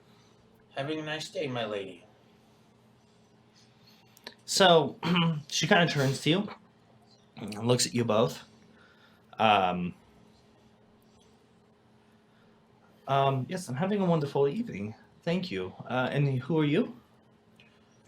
My name is Teslam Lockhart. Oh, it's very interesting. And you, sir? My name is Godric Ingerson. Oh, interesting. From afar, I assume, not from here? Yes, actually. Well, I was reawakened in the ruins to the south, and I'm from reintroduced to civilization, I suppose, in Lior, which is where I was given my name. And you? I am from mountains even southern. Where's that? Even more south than that. It has been some time since I've been home, actually. So you're from where? I would like to roll a history check. 'Cause I don't remember. This is his own backstory, ladies and gentlemen. Yeah, I know. And I'm nervous and I forgot, so I just want to roll for it. I'm sorry. You found me in the Sultanas Sultanas Ruins. Which Ruins. is basically about as far south as it goes, I think, right? So- it's On the Shattered Coast, On yeah. the Shattered Coast, because Yeah. I'm beyond that. Oh, okay. Beyond the beyond. The direction would be east, by the way. East. The opposite of west, where you are, is east. Oh, east. So, Yeah. yeah, what are the mountains called? East side. Sorry. That's all I got. You're from the Goliath holds of Vesroth in the Vesroth. Frost Barrier Mountains, in the ruins of the giant empire of That's Ostrich. rough. You might want to write this down, Mike. Yeah. Might be relevant later on in the story. Oh, I am. I don't know. Ostrich? Ostrich. Ostrich. Depends how permanent your character's going to be. Yeah. That's right. apparently not long. Let's start there. So I feminine. do enjoy Lior. The music, especially. I am from. But Elven Here's music, notes. I was wondering if you knew of any good Elven musicians in this city. I've had trouble finding any. In this city? No, not that I've seen. Although I haven't spent much time in the city. Here on delegation from Yavalari to discuss the goings-ons of the Elder Mounts and of goblin raids into the High Realms. Sounds like trouble. If I've ever been to Yuvalari, I don't remember it. It would be hard to forget. It seems I've forgotten much. A common problem for my people. Well, people with no history who were made by other individuals and given what you only can assume is your own soul and life essence, which nobody even really knows. I can understand how one would be confused as to who you are and your identity and where you even come from. Considering the ruins where you were awoken isn't even your original home. That's A true. crash of one of the many floating cities left over from Sultanus' reign. Just before my time and my father's time, more or less. It was long ago. There are flashes. I like the elves. They seem to grasp the longer picture. Maybe that's why their music is so different. Some might say it's perfect. Perfected over hundreds of years of composition and work. I don't know. I think some art comes from imperfection. Some might, but not ours. It's a very elven thing That to is say. the best elf I've ever heard. That's great. All right. Well, trouble in Yvalari. Enough to go asking for aid, or simply Enough to reassure up just alliances in places where they stand and get the pulse on what's happening here in Rivergate. A lot is happening across the Shattered Coast. Many things, interesting pieces of information coming back to the High Elves that concern us. The human nations are always so fragile and falling in and out of favor constantly with one another. Much like we were before the days of the War of Sorrows, but not anymore. A united front the elves present for the first time in thousands of years. Us and our neighbors Ilithir being on the same page for mutual defense and protection. oh, interesting. Well, you hear of the Empress Mercier in Marseille is sanctioning the circle there. Yes. I've heard some rumblings. I actually don't spend a lot of time in the circles. She looks to eject the circle of all-seeing eyes from the city unless they meet demands presented to them. Or at least that's what they say. I have not visited Leor in some odd 100 or so years.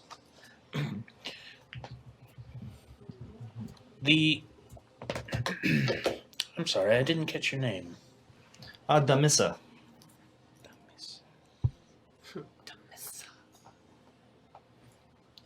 Demissa of Yvalari. Of Yavavlaria, of the House of Storm Dragons.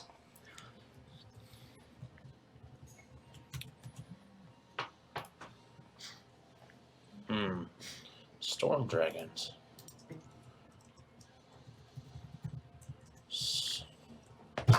What?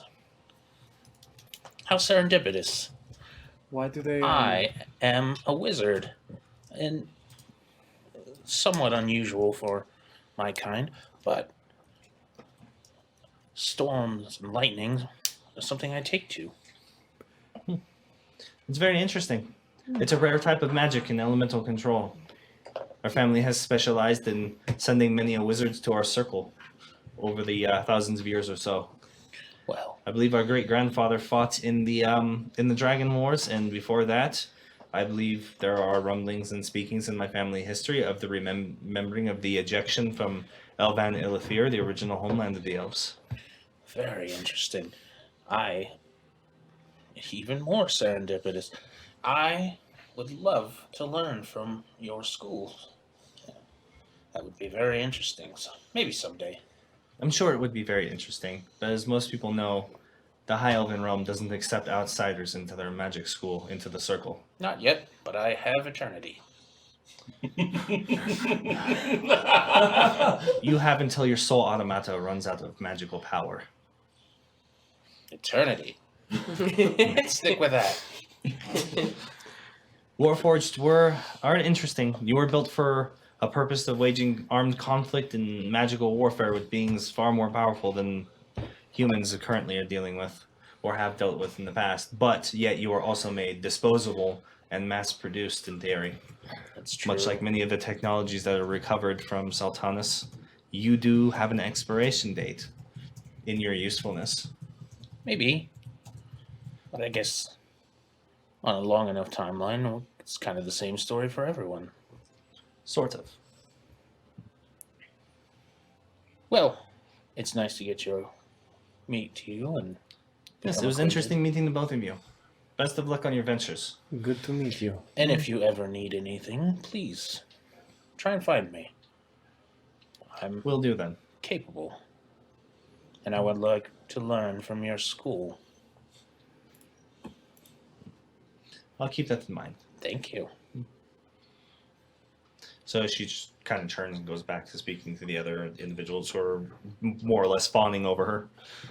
Her incredible like beauty and the hair and everything. It's just super posh and highly aristocratic and delegatory in her outfit. You see, easy. We talked about music, and we were comfortable, and then it became You- more about business. You did all the talking. I just stood there. Right. I am not the one that talks. I know. Also, hang on. I look up. I was looking for something. As I look to see if I can see Crom on the ceiling. Well, you're past that now. Oh. So it was like kind of like a round arched sort of roof. That's where the mosaic is painted down the middle and goes across the top of the table. okay. And then it turns into And like then we, a like, normal walk into roof. that. Yeah. Okay, cool. So over the center of the table is kind of like vaulted and goes into that half spherical design. That's where the painting is. So you're way outside that now. You guys are off like 25, 30 feet away from the table. Oh, damn it. You were supposed to be helping me find Crom. Oh, I don't care about that. Why do I keep you around? I can shoot lightning at things. That's true. Also, I can shield you from swords and things. That is also true. Also, I carry some of the things. I don't know. I probably like you at some point. Maybe. Fine. So what are you doing? I'm just up back against the wall, just crossing my hand, trying Bowing to everyone. just keeping an eye on everything and just trying to act normal. Because in this kind of scenario, this kind of situation, being near a lot of important and I was about to say upper management, but upper class. They're upper management. Upper management, upper class. You guys notice You're in Lumi corporate just headquarters feels a now. little uncomfortable. So she's just minding her business and not getting into trouble. Lumi, you got that weird look on your face. You said you were going to behave. I am behaving. This kind of scene is just not comfortable for me. You know you're being kind of weird. I'm just Look, he's giving you a weird look. You're acting suspicious. probably because I'm the As only big tabaxi Goliath in the points at room. the guy very, Look. very conspicuously. It's probably because he hasn't seen a tabaxi before. I get these kind of looks quite often. I think it's because your hair is all standing up. You look like you were just blow dried. We don't have blow dryers, but whatever the reference of that is, you look like a cat after a bath on a summer day. The tension is all over you. I can see it. As I walk past, you look like you got hit by electricity, and then keep walking. Zaps you. This is just staying out of trouble. Just back here. Let's try just walking around and listening to what people have to say. You don't have to talk to anyone. Don't touch anyone. You know what they're probably gonna say? They're probably gonna be like, "Oh, did you check out my estate? Oh no, you should check out my estate." I've heard the chit chat before. It's very boring. Well, maybe you'll hear something useful that's not about estates at all. Like I would hope for something more interesting. maybe regional stuff or large transfers of money or valuables. Well, you know what they say, the most interesting gossip is the ones about relationships. Those are fun to listen to. Well, if you want to hear those, you walk by the people where there's like a pair of them, and then you listen in. Because they're gonna, especially, I'm sure some of these ladies are gossiping about someone's affairs.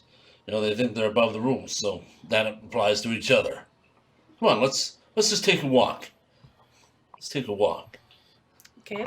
Hargraves, I never took you for the type to be interested in eavesdropping. Well, it's better than standing over here awkwardly Well, and standing very awkwardly. suspiciously. Standing awkward is. Just act natural. Act like you've been here before. What's the worst they're gonna do aside from murder you or throw you in a dungeon? We have to behave ourselves. Yeah, behave. There's no rule against walking around. And there's no rule against just sitting here, leaning back here and just chilling. You look suspicious. It's not that you're chilling, it's how you're chilling. Come on, let's go for a walk. As I kind of pull you along a little bit. Pat you on the back. Okay. Well, So we're gonna walk around and I'm gonna use my hearing to see if I can track down any juicy rumors about lovers' quarrels or people slutting it up. As a verb. Verb. Slut as a verb. Yeah, slut around. I don't know. I think I'm gonna go off and slut today. Yeah, exactly. Exactly. Thank you, Rowan. Thank you. You understand. Now can you spell it? Oh. Yeah. Oh. Oh, I thought after the sentence it's spelling. Oh. Oh no. I don't think he can read. Sentence structures, verbs, adverbs, adjectives, nouns, some other grammatical word that I don't even know because apparently I just All right, don't know. so words. you just kind of walk around, kind of listen for just stuff. Like juicy, like romantic, like yeah. the type of stuff she'd be. I'm trying to set her at ease because Okay. she looks very tense. Okay. Give me a perception check. With my keen, very wolf-like, some might say werewolf-like hearing. oh, wee. That's Spanish. I rolled a 19 plus my perception is plus 4, so 23. That's good. I know my words. Bilingual, they call me. Might as well be. I know all the words. So, as you're kind of wandering through and listening, you hear like there's a bunch of stuff. Most of what's going on is like is business talk. There seems to be a lot of concern with stability in trade with them in Westguard at the moment. That seems to be the topic that most people are going on. There's like rumblings about inconsistent, like they're you hear popping up the rumor that was it the I don't know why I'm blanking on this, but that the High Paladin of like Bravadus is kind of erratic and has been kind of a little inconsistent about like his policies and stuff and what they're doing with the Paladin orders. So there's a little bit of rumblings of some weird stuff going on there that seems to be on people's minds. You do pick up on a couple of interesting little juicy little rumors. You hear that there's some tension with the Grand Wizard of the Circle of Mirrors, that there's people concerned that Kavira has made some major like fringe reforms to the circle when she became the Grand Wizard, and it has a lot of people concerned. What just happened? You also heard that Fringe reforms. you also hear that there is Concerned people. Lord Manfred seems especially concerned with the presence of the cult of domination in his city, and he has actually met with them on multiple occasions and is expected to meet with them today with their archpriest or with their head priest to discuss building a church, as they have already had Marseille, Canton, and Cornwall, the capital of Bravadus, have all agreed to allow them to build churches in their cities already. Ooh. Interesting. Just Doesn't anyone get like cult of domination? That's just Just sounds aggressive. it sounds pretty It's aggressive. peaceful. You also hear from a different source, They need to rebrand. somebody else who's way more convinced that that the Empress Jacqueline Mercier of Lior has officially already sanctioned the Circle of the All-Seeing Eye and forced them to flee. capital of Lior. But the fun rumor that you pick up on is apparently, you hear this from a couple of individuals, kind of gossiping off to the side, that apparently there is a real like jealous streak between the oldest and the youngest daughter of Lord Manfred's, and apparently the oldest one married the love interest or became engaged to the love interest that the younger one had for years. So there's like a lot of spite going on there, and you've actually heard that he has been seen visiting the younger daughter's unattended, more or less. Not her chambers, but has been visiting her unattended. She's a slut. So He's slutting it up. Slutting it up. He knows the verb. so supposedly the youngest Tapping both, probably. the youngest daughter being Morally bankrupt. You slut. No. the youngest daughter being Athena, and the oldest one being Marianne. Oldest is Marianne. Sure spot you. No, this. Marianne. Athena, aptly named. Athena. What? Athena. Athena, Athena. aptly named. As I'm hearing these rumors, I'm trying to do it non-suspiciously or conspicuously, but as I hear them, I'm like, oh, let me freaking. You hear about Athena and Marianne? Those ladies over there, they're talking about Athena and Marianne, and apparently the love interest is a little dicey. Marianne hooked up with Athena's crush, and now apparently he's been visiting Athena unattended. What do you think is happening? I think he wants best of both worlds. The best of both worlds, Yes. like more than friends, more than a familial tie, a tie of the bedroom, a bedroom-like tie. And of course, I cover Lior sanctioning the all-seeing eye, and the church, and French reforms, and the circle of mirrors. Well, yeah. You also pick up on a couple of interesting other tidbits. Tidbits. Sounds hot. Apparently, the magical advisor to Manfred, Theus, has been speaking with the cult of domination outside of his advisory capacity to Lord Manfred. And you also heard that Lord Manfred's eldest son left his position, left his military post, and he has kind of just disappeared.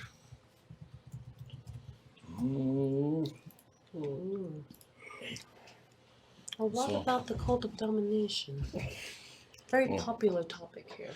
Well, apparently, Matthias, Manfred's advisor, he's the inside guy. He's been having little secret meetings on the side. I'm not ginning it up, trying to distract Lumi. They've been meeting on the side, setting up little deals. I'm imagining he's probably coaching Manfred in the interest of the cult of domination, not necessarily what's best for Rivergate. It's just weird. Everybody wants that cult of domination. Hot topic. Yeah, well, you heard what they were saying about it just growing in multiple other cities and city-states. Yeah, everyone wants to build churches about it. If Seems Alferis was here, he'd be upset. He'd be like, cult of domination? Urgh. You go get some priests. they were talking about the Paladin orders. Maybe that's something that he was having dreams about. Issues within the Paladin orders. Or maybe he was having dreams. About that one harpy. Remember? Oh, the one he was infatuated with. Yeah, you know. Sometimes I've heard him in the middle of the night just talk about that harpy. It's weird. Did you sit around and listen to us in the middle of the night? Well, sometimes you guys are so loud. I can hear. Can't you hear? No, I'm asleep. Like, if it's enough to disturb me, I'll wake up, but I'm asleep. If you ever hear me say something weird, just disregard it.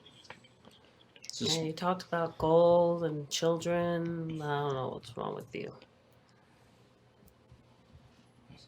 how about you just not listen to me sleep, and we can talk about all these juicy details. as I walk her like away from, so we can privately discuss the gossip, back kind of towards our corner. Now that I've seen her visibly defrizz a little bit. Yeah, the oldest son's name is Garwin, by the way. Garrowing. Garwin. Garwin. Mm-hmm. We've established tonight that names are not my strong suit. Well, yeah, especially the whole listening disability going on. Yeah. Yeah, what's the matter with you, man?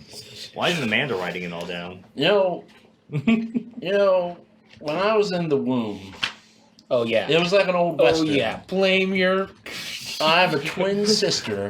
construction. I have a Whatever. twin sister, and it was like old western. She just rolled up That's more or less the with her that- boots. That's all the most interesting stuff, gossip that you heard and picked up on. This womb ain't big enough. Some of for them the both rumors, of some us. of them when you heard them talking about his son, it was pretty hush hush. The rest of it was kind of just idle gossip between people. Idle gossip. My good friend Gao. Mm-hmm. Did you meet some people? Network a bit? I've been standing at the very back of the line, Hmm? or whatever Back of the room? grouping of people there are. As still as stone. Yes, I imagine I was maybe merely 10 feet away from Luminous Tier when the Hargraves was like, "You're being weird," and yet I was in the same position, chilling, as I'm just staring at the man who's going to announce when it is our turn. Well, I don't know you like that. Meet anyone? Network a bit. They're wealthy people. Yeah, so you guys kind of walk around and all come back together then, I guess. Yeah. How about you? Oh, there's all sorts of juicy roosters. Juicy roosters, ladies and Juicy gentlemen. roosters. Juicy Juicy roosters. roosters are Juice. delicious. They are delicious. That is not the The saying I have crunchy heard and before. original recipe. No, juicy rumors. Kavira in the Circle of Mirrors has been making some rather odd reforms, extreme, and is putting people at odds, and there's issues within that circle. Well, that's what we're here to inform them. Yeah, I guess there's a lot of talk about that cult of domination. It's not just a problem here, it's in multiple different territories and regions. They're setting up churches and all sorts of stuff. They're spreading their influence rather rapidly. Quite a bunch. And then Lior apparently has sanctioned the All-Seeing Eye, the Circle of the All-Seeing Eye. Yeah, but no, here's the good part. Mary and Athena. This is Hargrave's favorite, by the way. Mary and Athena Oh, have, love triangle, of course. have a little thing going on. I did Marianne took Athena's crush and was married him. I'm having trouble talking. Married him. And apparently he's been visiting Athena unsupervised. I was just having the most interesting conversation with Lumi about that. We were like, talking, what do you think's going on? No one's there. No one is You supervised. don't look like a gossip. Well, I'm not a gossip. I'm just doing it to put Lumi at ease. I do Actually- not believe him. It's fairly entertaining. And the daughter is probably being tapped, and the lover is morally bankrupt. And then I guess Manfred's son, Lord Manfred's son. I look around, making sure no one heard me slip up. Lord Manfred's son has abandoned his post. Doesn't seem like anyone really knows where he is. And the advisor to Manfred, he seems to be, well, his name's Matthias. He seems to be under the sway of the cult of domination. Apparently, they've been having their own secret meetings, so he might not be doing what's in the best interest of Rivergate. But it seems like there's just more evidence pointing towards the circle of mirrors as being a problem. What about you? What did you learn? Oh, I just met some elven diplomat and made some inways. I forgot where I live. I have forgotten where I lived. He followed me, and Gao, what did you do? Stand here and wait for our turn. That? What? Any luck with that? He told us we could meander. Meandering does not get me. Meandering doesn't get me paid. That is understandable. But I guess we just wait. I have nothing else. Oh, wait, we're in the center. I look up for Crump. We're not in the center. Well, you don't. You're not in the center. The table's in the center of the room. For the last time. The door we came in. You're not Thalen. You can't Yeah. be in the center. Just throw Yeah, the it's not the center of everything. That's true. That is a valid point. I'm not just at the No center. more center. long hall with a vaulted ceiling, and then off to the sides are the And galleries where we are. Is there anyone standing where the art is? Yeah, there's the table There's a- where Lord Manfred is meeting with his Oh, I am advisors. definitely not walking in. Nope, Yeah. standing right here. I Never did mind. say don't go in the middle of the room. Yeah. You did. Just walk up by him. What are you doing? I'm Crump. Better stop. Crumb. Crumb. Crumb. Crumb. Come, Crumb. come, come, come, come, come. Crumb. Crumb. I don't want to disappoint you, but that painting was probably done fairly recently, considering the long history of this world. I would be very surprised if a bunch of humans drew the likeness of Crom. It's probably best if you don't do that. That's why I whispered it. So you guys are having this conversation. A well-dressed waiter kind of approaches you and asks if you would like anything to drink. Yes. Yes, I would like something to drink. 2. All right. So he kind of walks away, I find it. and you see him grab the attention of a different waiter who comes over with a platter with glassware, like this really fancy, like silver gobleted, like glass topped chalices filled with wine, and gives them to you. I grab it as gently as I can. Okay. How do you drink out of this and not break it? I take one, and then I take the other as I hand it to Louis. Drink this, and it'll help calm your nerves. Peer pressure. It's good. Look. As I take a sip, how is it? Is it good? I'm sure it's good. I'm sure it's the finest of the Yeah, fine. as far as compared to what you drink, it's great. This is freaking great. Well, let's drink have a mine. toast to the success of our group. But I don't like alcohol. It's not milk. As Just- I give it to Locke. I really only hold glasses to put people at ease. I don't drink. As I I reach can't over, drink. and grab one, and then give him the empty ones and grab the other one. No. Now I look stupid. Is the waiter still there? No, you grabbed the Oh, thank glasses and he left. Yeah, he's working. And he's working. He minded his own business. He like kept his eye contact to a minimum, raised it up, you took, and then he left, man. So, the main hall, is the gallery separated by like a banister, or is it just like No, lower ceiling and open? It's just a open, like, lower columns? ceiling and open columns. Okay. Is there? Yeah. Yeah, I set the empty glass on the ground. Just There you go. Sounds good. How long have we been here? You've been waiting like, I don't know, 10 minutes, 20 minutes at max.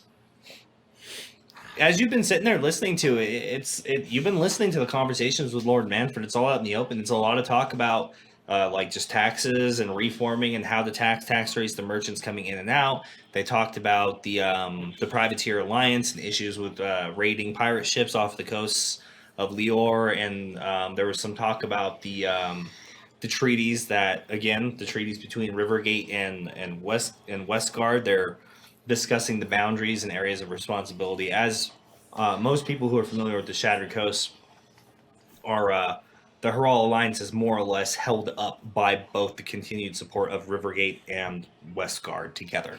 But there's been concerns that Westguard is slowly but surely pulling support away from the rest of the Herald Alliance.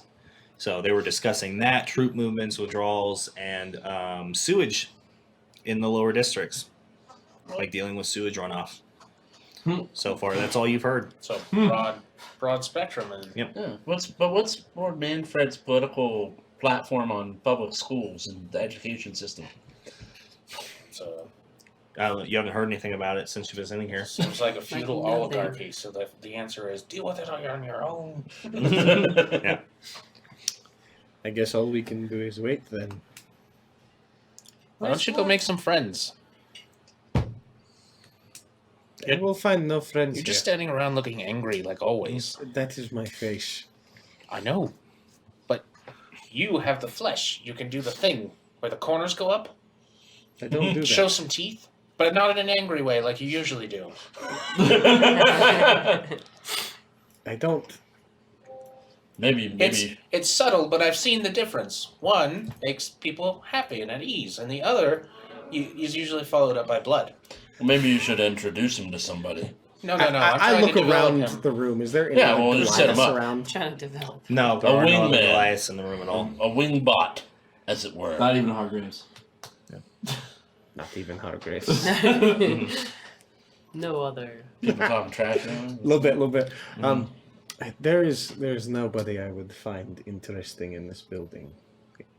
It's not about interesting. I mean, you didn't ask me that. You Oh, asked me damn for it. other It's Goliaths. about- Then never mind. I would like It's about I would what? like to look around and see if anyone Influence. catches my eye, whether it's like their size or their what they look Purely like. aesthetic. Aesthetics only. I'm not looking for anything else. Unless there's someone doing He's like hot. an active strength or He's- something in there. he's- Then I'm Who's hot? interested. Who has rippling muscles? No, this works. He's definitely shallow like that. Damn. That's what I Make a like. perception check. I don't know what that's by. I hope it's me. I hope it's me. Wisdom. That's why I had to think. I hope he rolls one. to It's just definitely shoot the us. mostly featureless 13. robot. A 13? Looking around, you see a lot of interesting looking gentlemen who are carrying swords. There's a lot. Seems like a lot of nobles carry their weapons inside court. You guys were disarmed, but they seem to be allowed to carry their swords. You see plenty of different guards. There's at least, aside from the two what look like royal guards or bodyguards that are next to Lord Manfred, that which stoically have not moved like an inch since you entered. There's about 15. You count 16 armed palace guards as well. Keep guards, just kind of wandering, looking through different people from, I don't know, judging. They look like they're fighters. Yeah. Out of everyone here, there's only two I find interesting, and that is the two by Lord Manfred. Is it because they have swords? No, it is because they seem a bit better than everyone else. Oh. That wasn't the assignment. What do you... You were forward. that... the assignment, I didn't realize there was one. You asked me to see if there was anyone around that piqued my interest, and none of them did. No, I told you to go make a friend. I have you, and these people, and gal. Well, that was quick. Friend's a little strong. That I don't mind being your friend. we haven't killed each other. That's more than I can say for most. No, you walk by most people without murdering. Give a raid.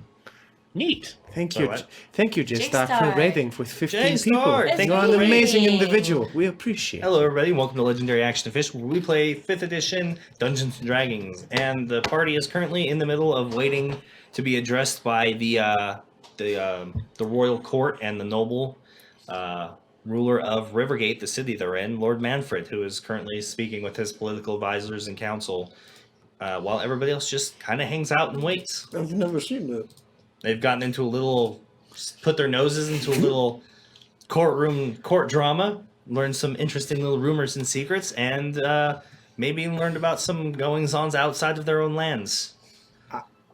Okay, then. I would like, at that sentence, I look around and go, okay, cool. Who looks, besides the two guards and Lord Manfred, is there anyone else who just looks like to be the biggest, most badass fighter around in this room? Make another perception check. Well, while he's looking around, and I know what he's looking for, I kind of point in the direction of the Bravashan noble who's wearing a breastplate and a half cape. Mhm. Like, he seemed interesting. Maybe up your alley. 19. Yeah, I mean, when he points you in the direction of the Bravashan noble with the basically the with the half cape and stuff and his sword, which he kind of just keeps in his hand at the hilt of all time, you see that the armor and his size, he looks like a pretty big dude for sure. He's a trained professional warrior, probably a knight more than likely. Fine. I approach him. Mm-hmm. So you just like walk straight over to him, As long like just. as I go, if I go to him, is there anything I am missing by doing this? I don't want to encroach upon their sensibilities. Open with something you know he will talk to you about. Do you know about strategy? He seems educated in war. I know some strategy. Let the blade hit my skin and stay and break it. No, formal strategy, like It is the art of war. That is a formal strategy. Weaken their attack and then take advantage. But I will I'm go say talking hello. about a more formal. Okay, try.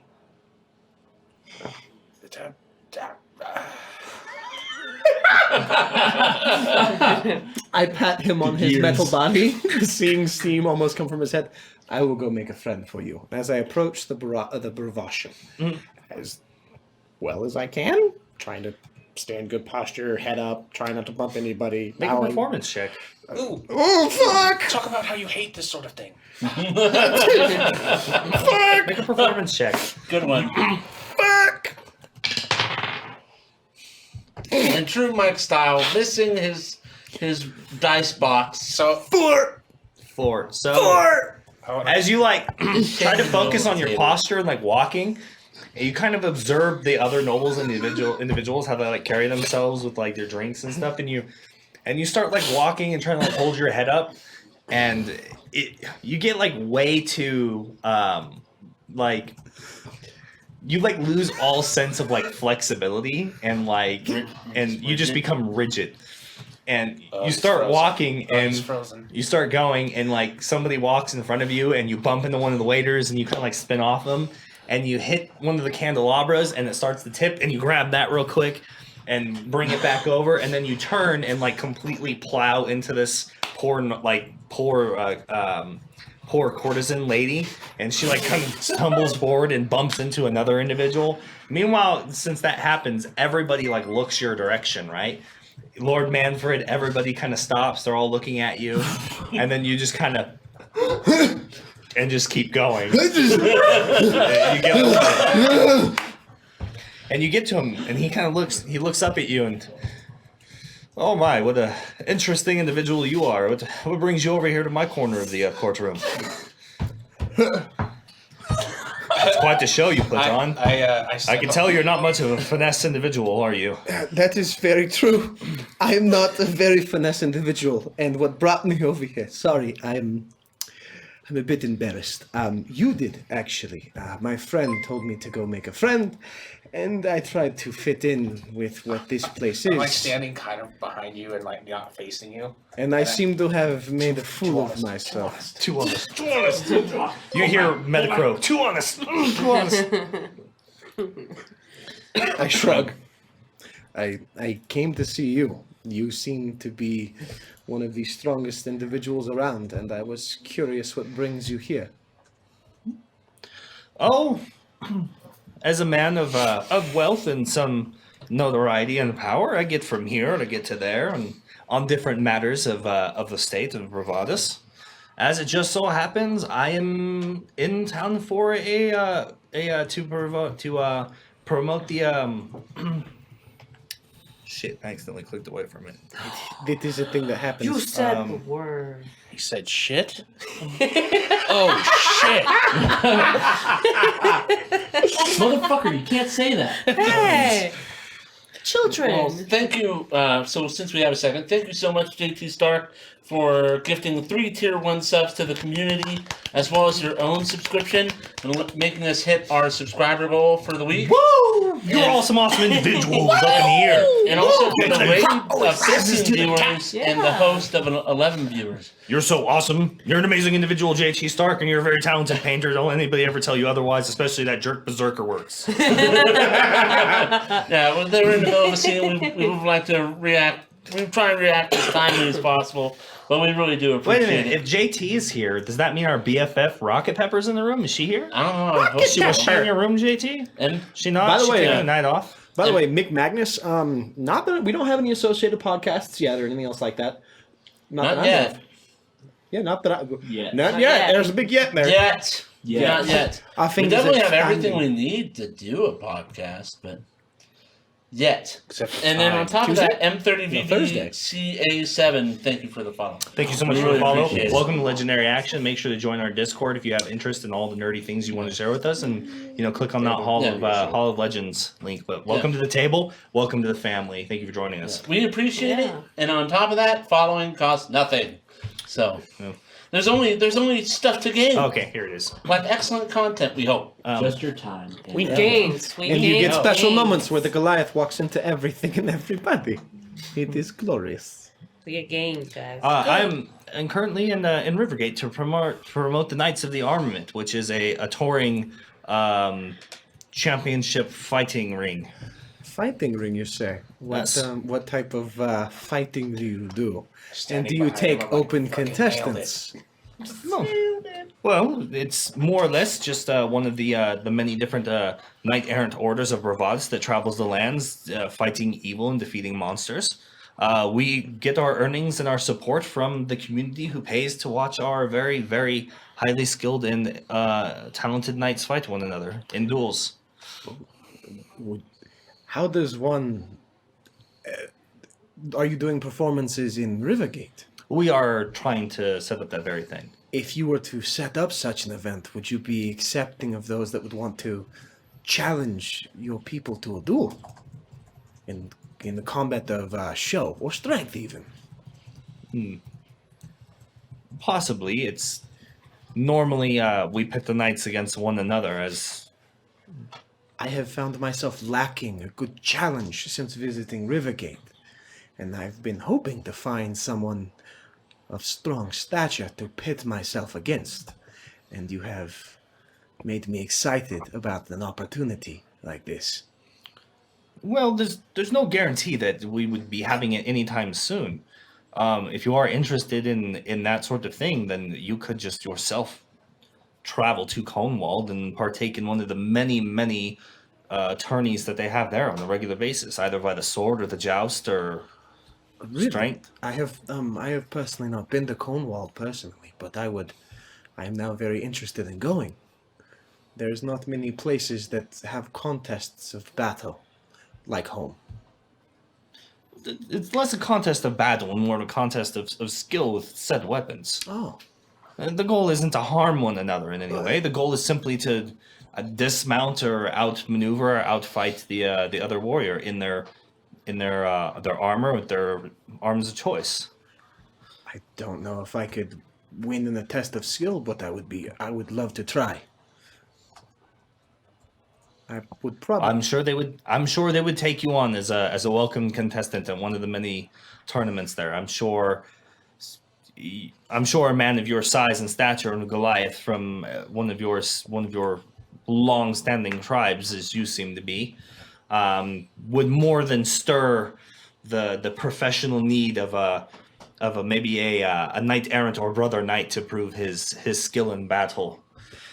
It sounds like it would be quite the fun to do such a thing. If you do well in that, maybe you would even garner the looks of a paladin or knight master, or maybe one of the lord paladins themselves of many of the paladin orders in Bravades. That does sound very interesting. I hear that the Red Stalwarts, particularly their Lord Paladin, is especially gifted with polearm and lance. I would need to practice. I generally do not fight on mounted combat. I prefer to swing a blade with two hands and be on my feet. But Well, polearm, uh, and he points to one of the guards by the door that has one of these fancy halberds or whatever. I've used them only in my training in my youth. I seem to find the blade to fit better in my hand. I believe any Lord Paladin would want you to wield whatever it is that you think that you are most proficient with, That is... as he would most definitely do the same. I imagine so. People of their stature are quite skilled, from what I have been told. All knights are quite skilled. In order to rise the ranks from squire to man-at-arms to brother knight, requires a test of endurance and resounding training, constant training in the art of using not only the sword, but the sword and the shield and the spear and the lance. They must become proficient in all of these things in order to join one of the paladin orders at the lowest ranks. That sounds quite interesting. Coming from my people, we practice every day from being born. From the moment that we walk, we are training, we are practicing, we are growing. It is all about our people and growing our people to be better in fighting those things that are around us, whether it be other Goliaths or even orcs or in some cases even dragons. Because I almost like have a growl when I say dragons. Getting a little bit more fierce, but calming down shortly thereafter. But it has been some time since I've come across a good combatant. And you seem to pique my interest. That's why I came over. I thank you for your time. Well, yes. So the Order of the Knights of Armament we travel and collect funds to do that. So you're more than welcome to watch one of the many challenges or bouts that we put on and for the people as they like to be entertained. But we normally don't take on outsiders or individuals that we don't know or trust to really participate. Contests of skill. But if you ever find yourself in Cornwall, there are tournaments all the time. There's always some knight slights another knight that needs to defend his honor or the honor of a lady, or all the young men are always looking for ways to up one another. I think I will have to visit at some point. Make sure you do. And if you don't mind, I actually need to leave. I see my valet signaling me over. It's time for me to leave. I reach out and bow. Thank you very much. I appreciate that. Yeah, he just kind of tilts his head and moves on. You watch him as he kind of walks over to his valet and they leave the main door. Step in front of you. It was a rough start, I do not want to talk about but it. you got there. Barely. Also, is the young girl all right? I may have laid into her. You look over, she seems fine. She seems fine. Good. Okay, let us go back. No more walking. Bye, Kobold Max! Bye, Kobold! Bye, Kobold! It's been a pleasure. He tries so hard to leave silently. And we every time we stop and like, yeah! Yeah, very That cloak of invisibility is doing you no good. One day he's just gonna fucking put off firecrackers and be like, "Fuck off! I'm out of here!" Like his last night. Surprise everyone. Good night, Reno! he's gonna bring in a birthday cake that just says I quit on it and walk out. Aw, that's Well, his time will be done with us, in the near future. So it's like, Don't Make me sad. in relationships, it doesn't mean we won't carry him on in our heart and the spirit of the show, but he's off to bigger and better things and much more profitable We things. need to get him a shirt that on the back says Kobold Max. Kobold Max. Kobold Max. He's great. None of you know him, but he's just great. He's just a swell guy. Yeah, he is. Swell guy. I think it is best if we head back. We're not heading anywhere. We're waiting. You know what I meant. I see you wanting to retreat from this situation. I do not like this place, its people, it is crowded, and I do not have my weapon. Listen, you taught me enough to get by, and now I'm going to teach you how to get ahead. You understand? What did I teach you? You taught me how to survive out there and survive and get by. Now I want to teach you how to get ahead, you see?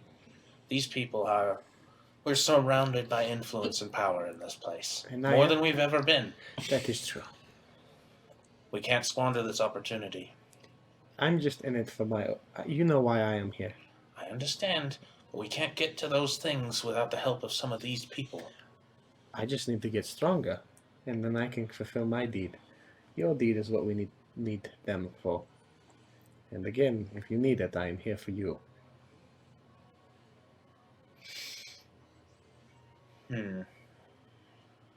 Well, thank you. Also, what do you think of the others? The almost Goliath and the Tabaxi? A sneaky thief and a fine warrior. I have not seen him fight. I am curious to see how strong he is. A blood hunter comes with a certain reputation. That, They spend their lives training like you. but it is different. I want to get to know him more. Well, we'll be spending quite a bit of time together, I think. I have a feeling that they're going to be profitable for us. I have a feeling they get into shit. We do. True. And this is why if you involve two groups that get into too much trouble, you just get even more trouble, which is perfect for us. Well, on the bright side, we don't have any, enemies. Not that I'm aware of. No, we do. Wait, do we? Remember, that one guy got away. Oh, no, he's dead. I believe, maybe? I don't Oh, know. no, I vaporized that one. I might have been. Oh, Vaporized. then good shot in the back then? You know my memory is not as good as it should be. We'll work on it. I don't. Yes. So, love triangle. Don't you start.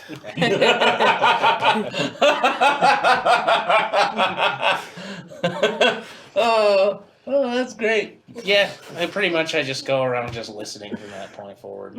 I walk up next to Gao and lean against the wall. How much longer has it been? Not long Like enough. 4 minutes. Okay. I'm slowly like against the wall I'm leaning against, just like Knocking? banging my head against it backwards. So at this point, almost everything kind of just fades into just a big wash of just people talking and moving around. You learned everything that you thought was interesting, and almost anybody who would have the time of day to speak to you, has spoken to you at this point. People have kind of pointed and looked at you all here and there, and you've heard some people say some things about you, like that, it's strange that you're in the room, and, what are they doing here? And they look like a troubled sort of individuals. That's true. Meanwhile, most of the time, most of the guards have never really let you guys out of their sights. They move around and meander through, but they're, concentrating near the doors around you guys, kind of floating just in and out every once in a while. After the 20-25 minutes or so of waiting, eventually you hear the doors open, and a gentleman comes in and announces the arrival of Lord Vermillion, who you see the individual from before. He comes in wearing a slightly different attire. It's like a dark blue jacket this time, and kind of in the same fashion and style as most of the rest of the nobles are wearing in the room as well. Just minus any armor, and doesn't seem to be carrying a sword either. All right.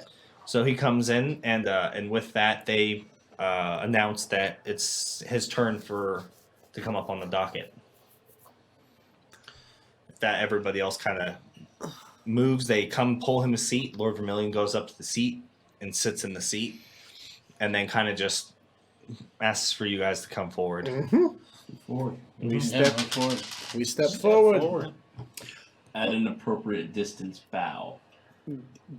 Step Yeah, on probably like 20 feet away as we start coming up on the table kind of Wherever thing. everyone else bowed. Mm-hmm. Yeah, Yeah. basically. Yeah. Where everyone is that? Lord Vermillion, Yep. Lord Everybody's bows. Vermillion, Lord Manfred, both of them. My lords. My lords. My lords work too. I'm not that smart. So, Lord Manfred, for the first time since he's been sitting there listening, he kind of raises his hand, and one of the waiters comes over to him, and they pour him a glass, and he kind of sits upright in his chair, and then kind of leans back into it a little bit. So, Lord Vermillion, Oh, you give me. You said that this is utmost importance that you get this meeting today, and as a favor, you've brought these individuals with you. What is it that you bring to me today? So Lord Vermillion just, yes, Lord Manfred. They said that they had a matter of utmost urgency, and as in they finished doing a favor for myself for my estate, I decided to sponsor them a meeting with you in my good graces and underneath my name. And so I will let them explain to you what they explained to me. I myself would have only asked for this if I thought it was of the utmost importance myself. And I bring them to you now. So he kind of looks over at all of you. So, which one of you will be doing the speaking? that would be me, Lord Manfred, as I awkwardly bow.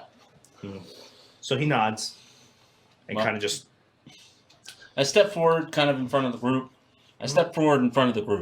yeah. My name is Mason Hargraves. I'm a blood hunter from the conclave of Errol Dune. There's been quite a disturbance in your city, my lord. We have discovered numerous disturbances from rats that seem to be affected by some dark powers, disturbances within the weave and magic itself. They've mutated and attacked people. We've also discovered this is maybe related to some of the sewers issues. We found twig blights and a corrupted ancient tree from the elven ruins that lie underneath your city. It was spawning these little creatures. We harvested them. They seem as though they've been affected by dark, chaotic presences within the weave. We also found a demon of sorts, a devil or a devilish creature underneath your city as well. All signs are pointing us towards the circle of mirrors. So after you say that, you kind of get like a bunch of hushed whispers and some exasperations from a lot of the people around the room. And a lot with that, some of the court and a lot of the people who are off to the sides actually kind of stop and walk forward.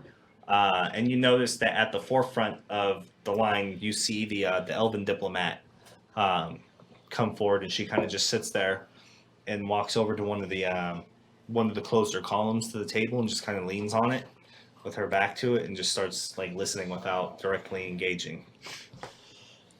I, as a blood hunter coming into the city, have met with Ariana of the Furrier Conclave of Blood Hunters. They were hired and have been tied to the Circle of Mirrors to track down creatures, a monster, a devil of sorts. My suspicion is this is tied to dark magics being conducted within the circle itself. I'm sure you are also aware of fringe reforms and other concerned members of your court, as well as the general population.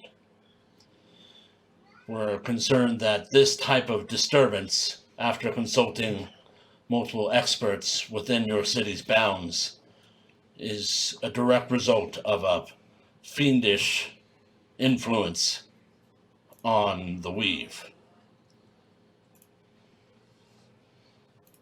Possibly from magics being conducted within the Circle of Mirrors.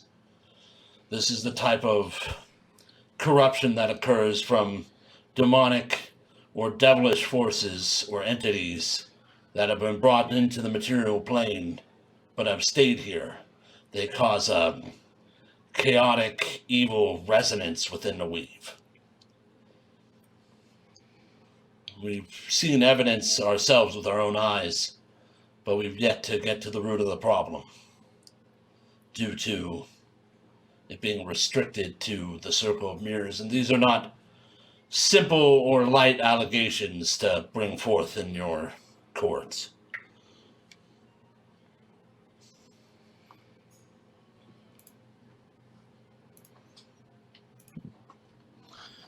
These are serious allegations that you lay against the Circle of Mirrors. There have been rumors and some interesting concerns on behalf of her appointment as Grand Wizard, but my Magic Council, Lanthias, assures me that everything is on the level with the Circle of their business as of late. I kind of step What forward. proof do you have of any of these things being tied to the Circle? Surely your magical council has noticed the oddness of the weave in this place. He spoke of no such thing. With all due respect, it seems as though from your seat and the seat of your magical council that you have been led astray or misled to believe that the weave hasn't been affected. We know from being there underneath the city, finding corrupt evidence of the trees and the weave itself and the way the magic works and interacts with these supernatural, easily influenced creatures and entities, that there is indeed a disturbance. A severe one at that. We have seen with our own eyes a devil. We were unable to capture it, and it escaped directly to the outlet where the Circle of Mirrors sits. The Circle of Mirrors also hired blood hunters, albeit of a different conclave, but to hunt down creatures such as this. It all points to them cleaning up, attempting to hide or clean up their own mess before your lordship were to discover nefarious acts. So, Lord Manfred kind of turns off to the side, looks at one of his guards, one of his bodyguards, and just, what say you against these charges, Kavira, Grand Wizard of the Circle of Mirrors? Fair enough. And then coming out of almost nowhere steps a tall, lithe, and robed, hooded blood elf with long blonde hair and these deep, almost bluish, like arcing eyes as she comes out of like the ethereal and steps forward in front of everybody. The entire room just goes quiet. And there's like a surge of a magical presence that is there for a moment and then disappears. And she kind of walks forward and stands in front of everybody. I disavow all allegations and charges that the Circle of Mirrors has done anything outside of the best interests of the city of Rivergate. We, as a matter of fact, are aware of some of these strange disturbances, and we did in fact hire blood hunters to deal with all of what is happening here. But honor my word as the Grand Wizard of a circle, bound to that of the words of Mitria, the goddess of magic and mysteries. We are not at the center of any such conspiracies that would harm the city of Rivergate. You have the wrong individuals who are responsible. Perhaps it is simply the dark magic resonance of the blood hunters who are here in such high concentration that are causing these things to happen. I scoff. And what would you know of such things? Being but a relic of a lost civilization cast aside, your people are not here to even explain to you magic or how you were made. You have no say in this whatsoever, outsider. I know. And I did not directly speak to you, did I? You are Court now. etiquette. I reach And out. you see Lord Manfred kind of look to you like she's got a point. She wasn't talking to you. She's misleading you. Some- I reach out and grab some- his shoulder and try to pull him back. No, I keep dogging. Oh, God damn it. Some blood hunters in the city couldn't affect the whole weave in this area. It's impossible. It would take wizards of incredible power, months of concentrated effort to affect it in this way. Or dangerously powerful, otherworldly, other planar beings. So she just kind of shakes, looks away, and she looks to Lord Manfred. Lord Manfred, you must have a wizard that you trust more than her to guide you. Lord Manfred works closely with us through Lentheus.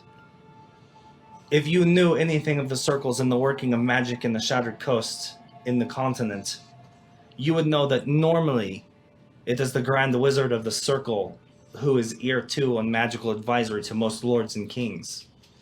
That may not be the case here, as Lord Manfred seems taken with Lentheus, but I once did and was offered the position.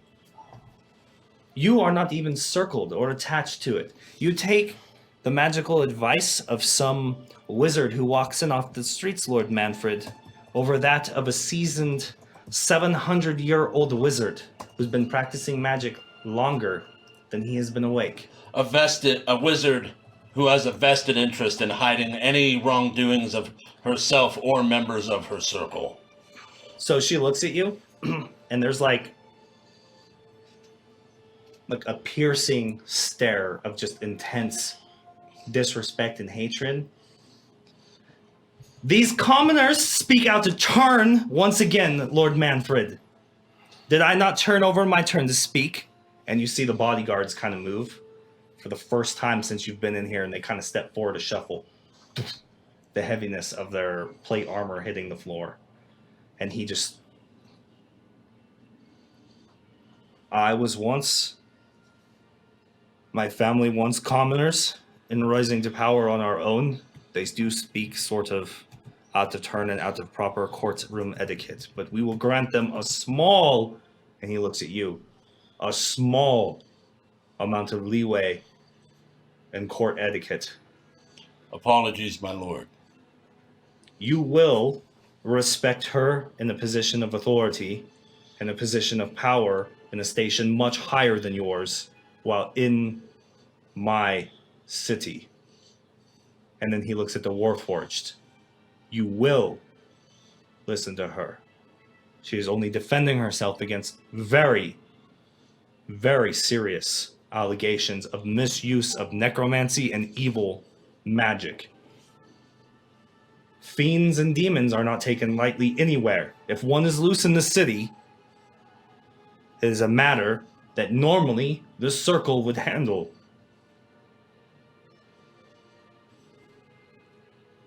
The same goes for you as well, Kavira. There's no reason to lash out regardless what you think of them. Adventurers do play an important part in our city, and they have obviously dealt with several matters which have been concerning us for weeks now that you had failed to deal with. So she kind of just, I apologize. And she just kind of regains her composure and looks out. Lord Manfred again addresses the room. Matthias, my magical advisor, happens to be out of Rivergate at the moment, visiting with another circle in Kuriat. He will be returning within several days, if weather permits and travel conditions are optimal. And then he can confirm or deny what you are saying in the allegations that you toss against the circle. I, on the other hand, Kavira, you will do an internal audit and look into these allegations. As the Grand Wizard, it is your responsibility to check in all of your students and fellow wizards and make sure that they are not doing things that they shouldn't be doing. I agreed with your appointment to the Grand Wizard and even understood some of the changes you made to help us better deal with things like demonic incursions and devils and keeping them out of our city. With that being said, if it poses a greater danger to the city as a whole, to the realm, then you should stop forthwith as soon as you discover there's an issue.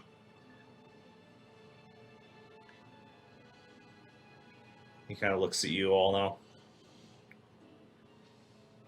To outsiders who maybe didn't grow up or live in a city like this, or maybe who don't understand the machinations and the workings of the circles and the places that they reside, the Grand Wizard has final say in all things related to the circle. I have no authority over their internal workings or to order them to do anything. This delicate balance has worked for thousands of years, and it will continue to do so in my city. That being said, you bring me lots of words and paint a dangerous enemy with no proof of what you say. If there is something loose below the city, something that you have seen, bring it to me. And I'll take your allegations more seriously. Find this creature that you said you saw, and then we can further the discussion about action and punishment on the circle.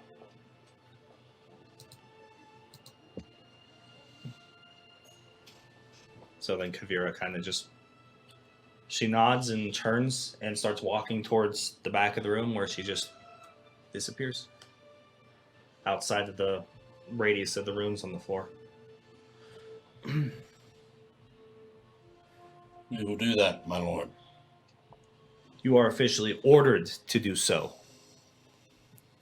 No one shall interfere. You will be allowed full access to the ruins beneath the city to investigate and hunt down whatever creature it is that you found and get to the bottom of it. So ordered by the royal court and by the Lord of Rivergate.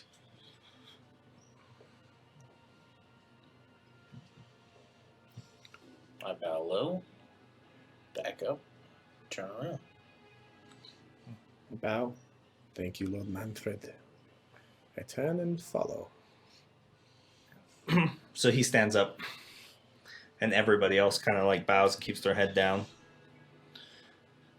I believe that closes court for the day. I shall retire. And then he turns and starts walking off. The bodyguards follow him. The rest of the guards fall in line, go to a side door on the opposite side of the gallery, and everybody waits for him to leave the room. And then people start getting, once he's out of the room, everybody stands up out of their chairs and kind of starts meandering about and heading towards leaving the court. And a few people head to through the doors, and they open. They're no longer locked or closed behind you. Lord Vermillion stands up and comes over to you. Well, that went about as well as I expected it would be. So, now, about that job. Son of a bitch. Y'all are still interested, right? We seem to have to be, yes. We're indebted. You needed my assistance?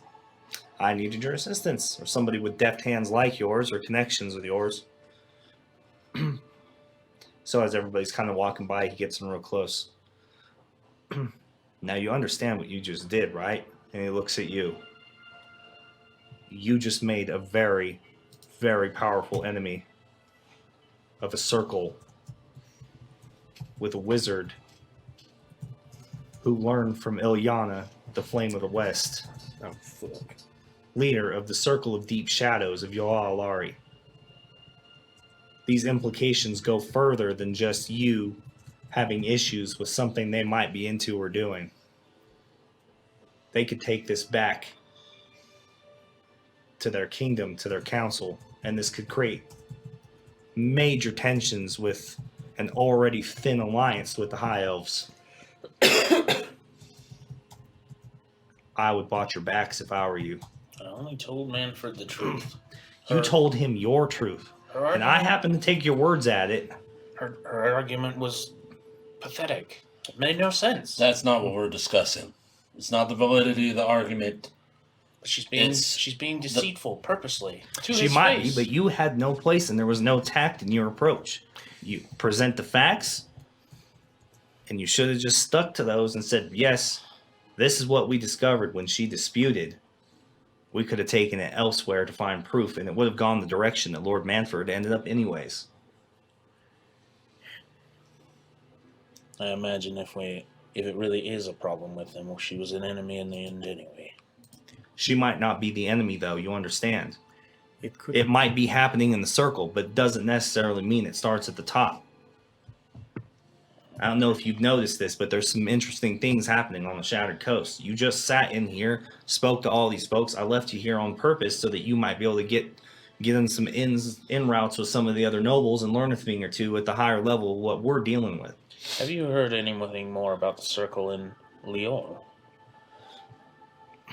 I have contact in Marseille. Says that the Empress more or less told him to get out. She suspected that they were hiding some greater truth or some powerful artifacts from her that she wanted to get her hands on. Novar refused to give it up.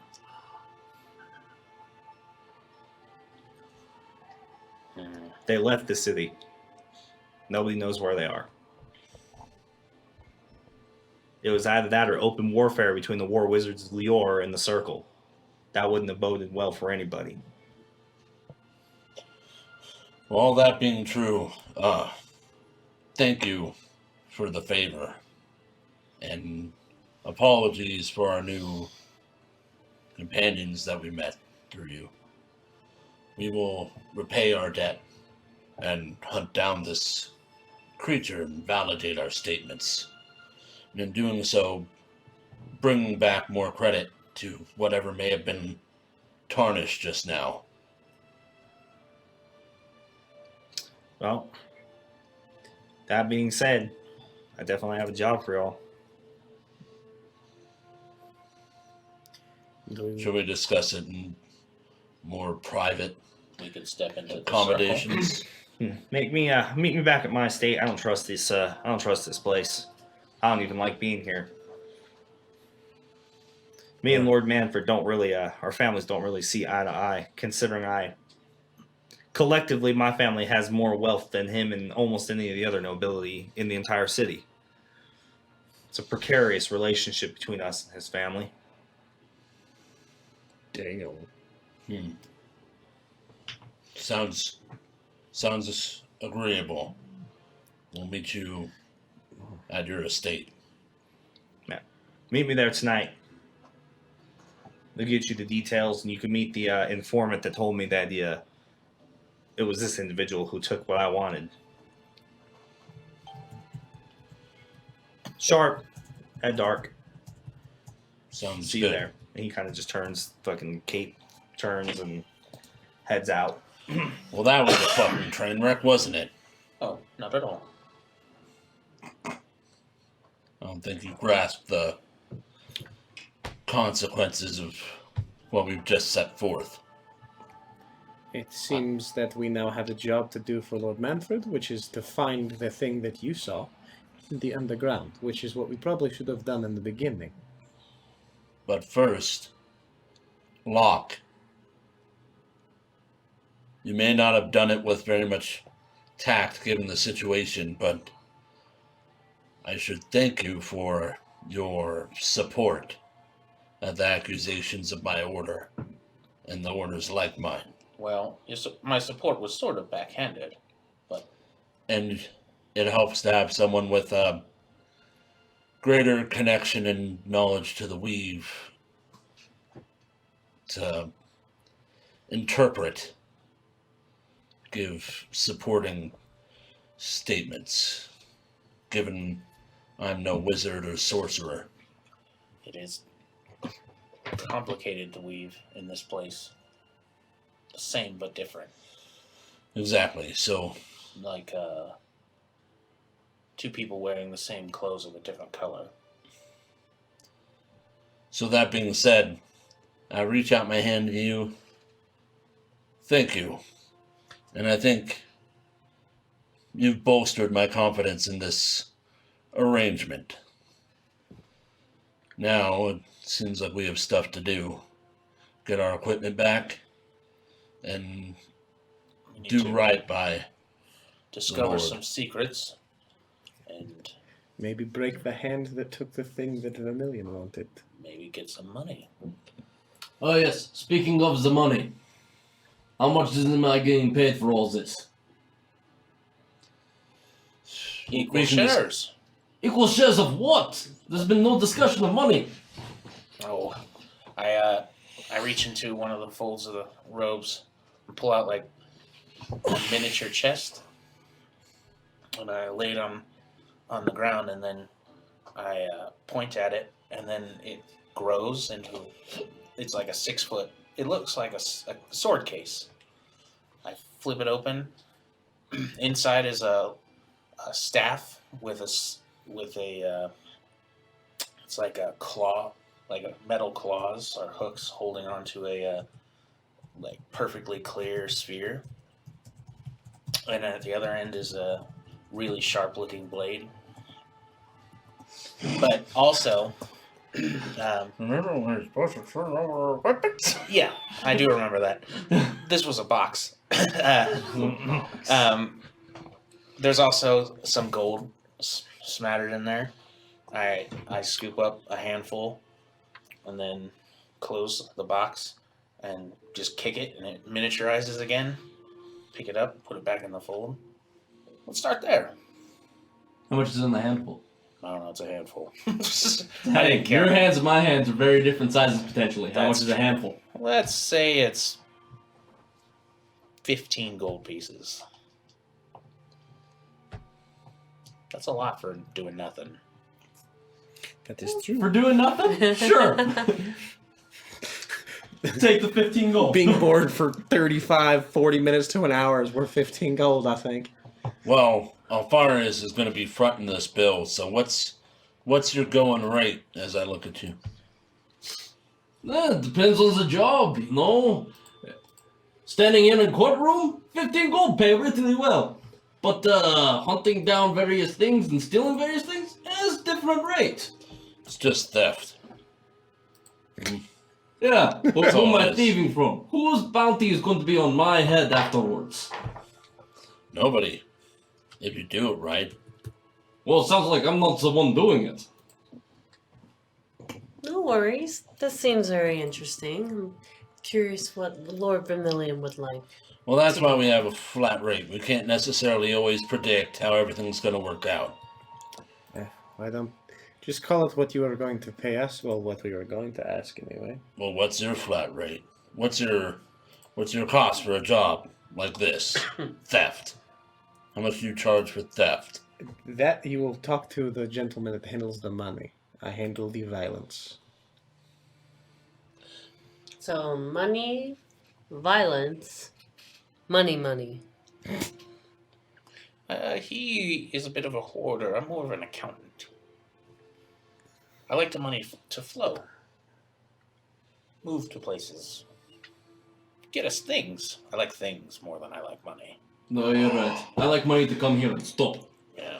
Well, you should know, just like we can't anticipate how things might work out after, we also can't anticipate how helpful or useful Should we just go with each member is going to be.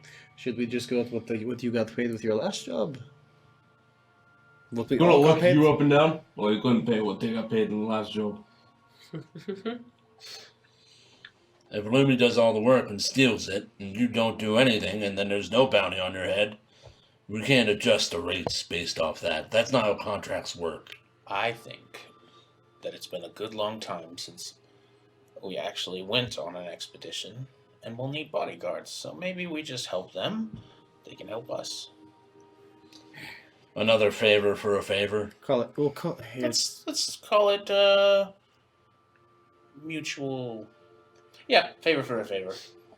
So you guys finally exit the building after getting all your gear back, and they bring the carriage back around to pick you up.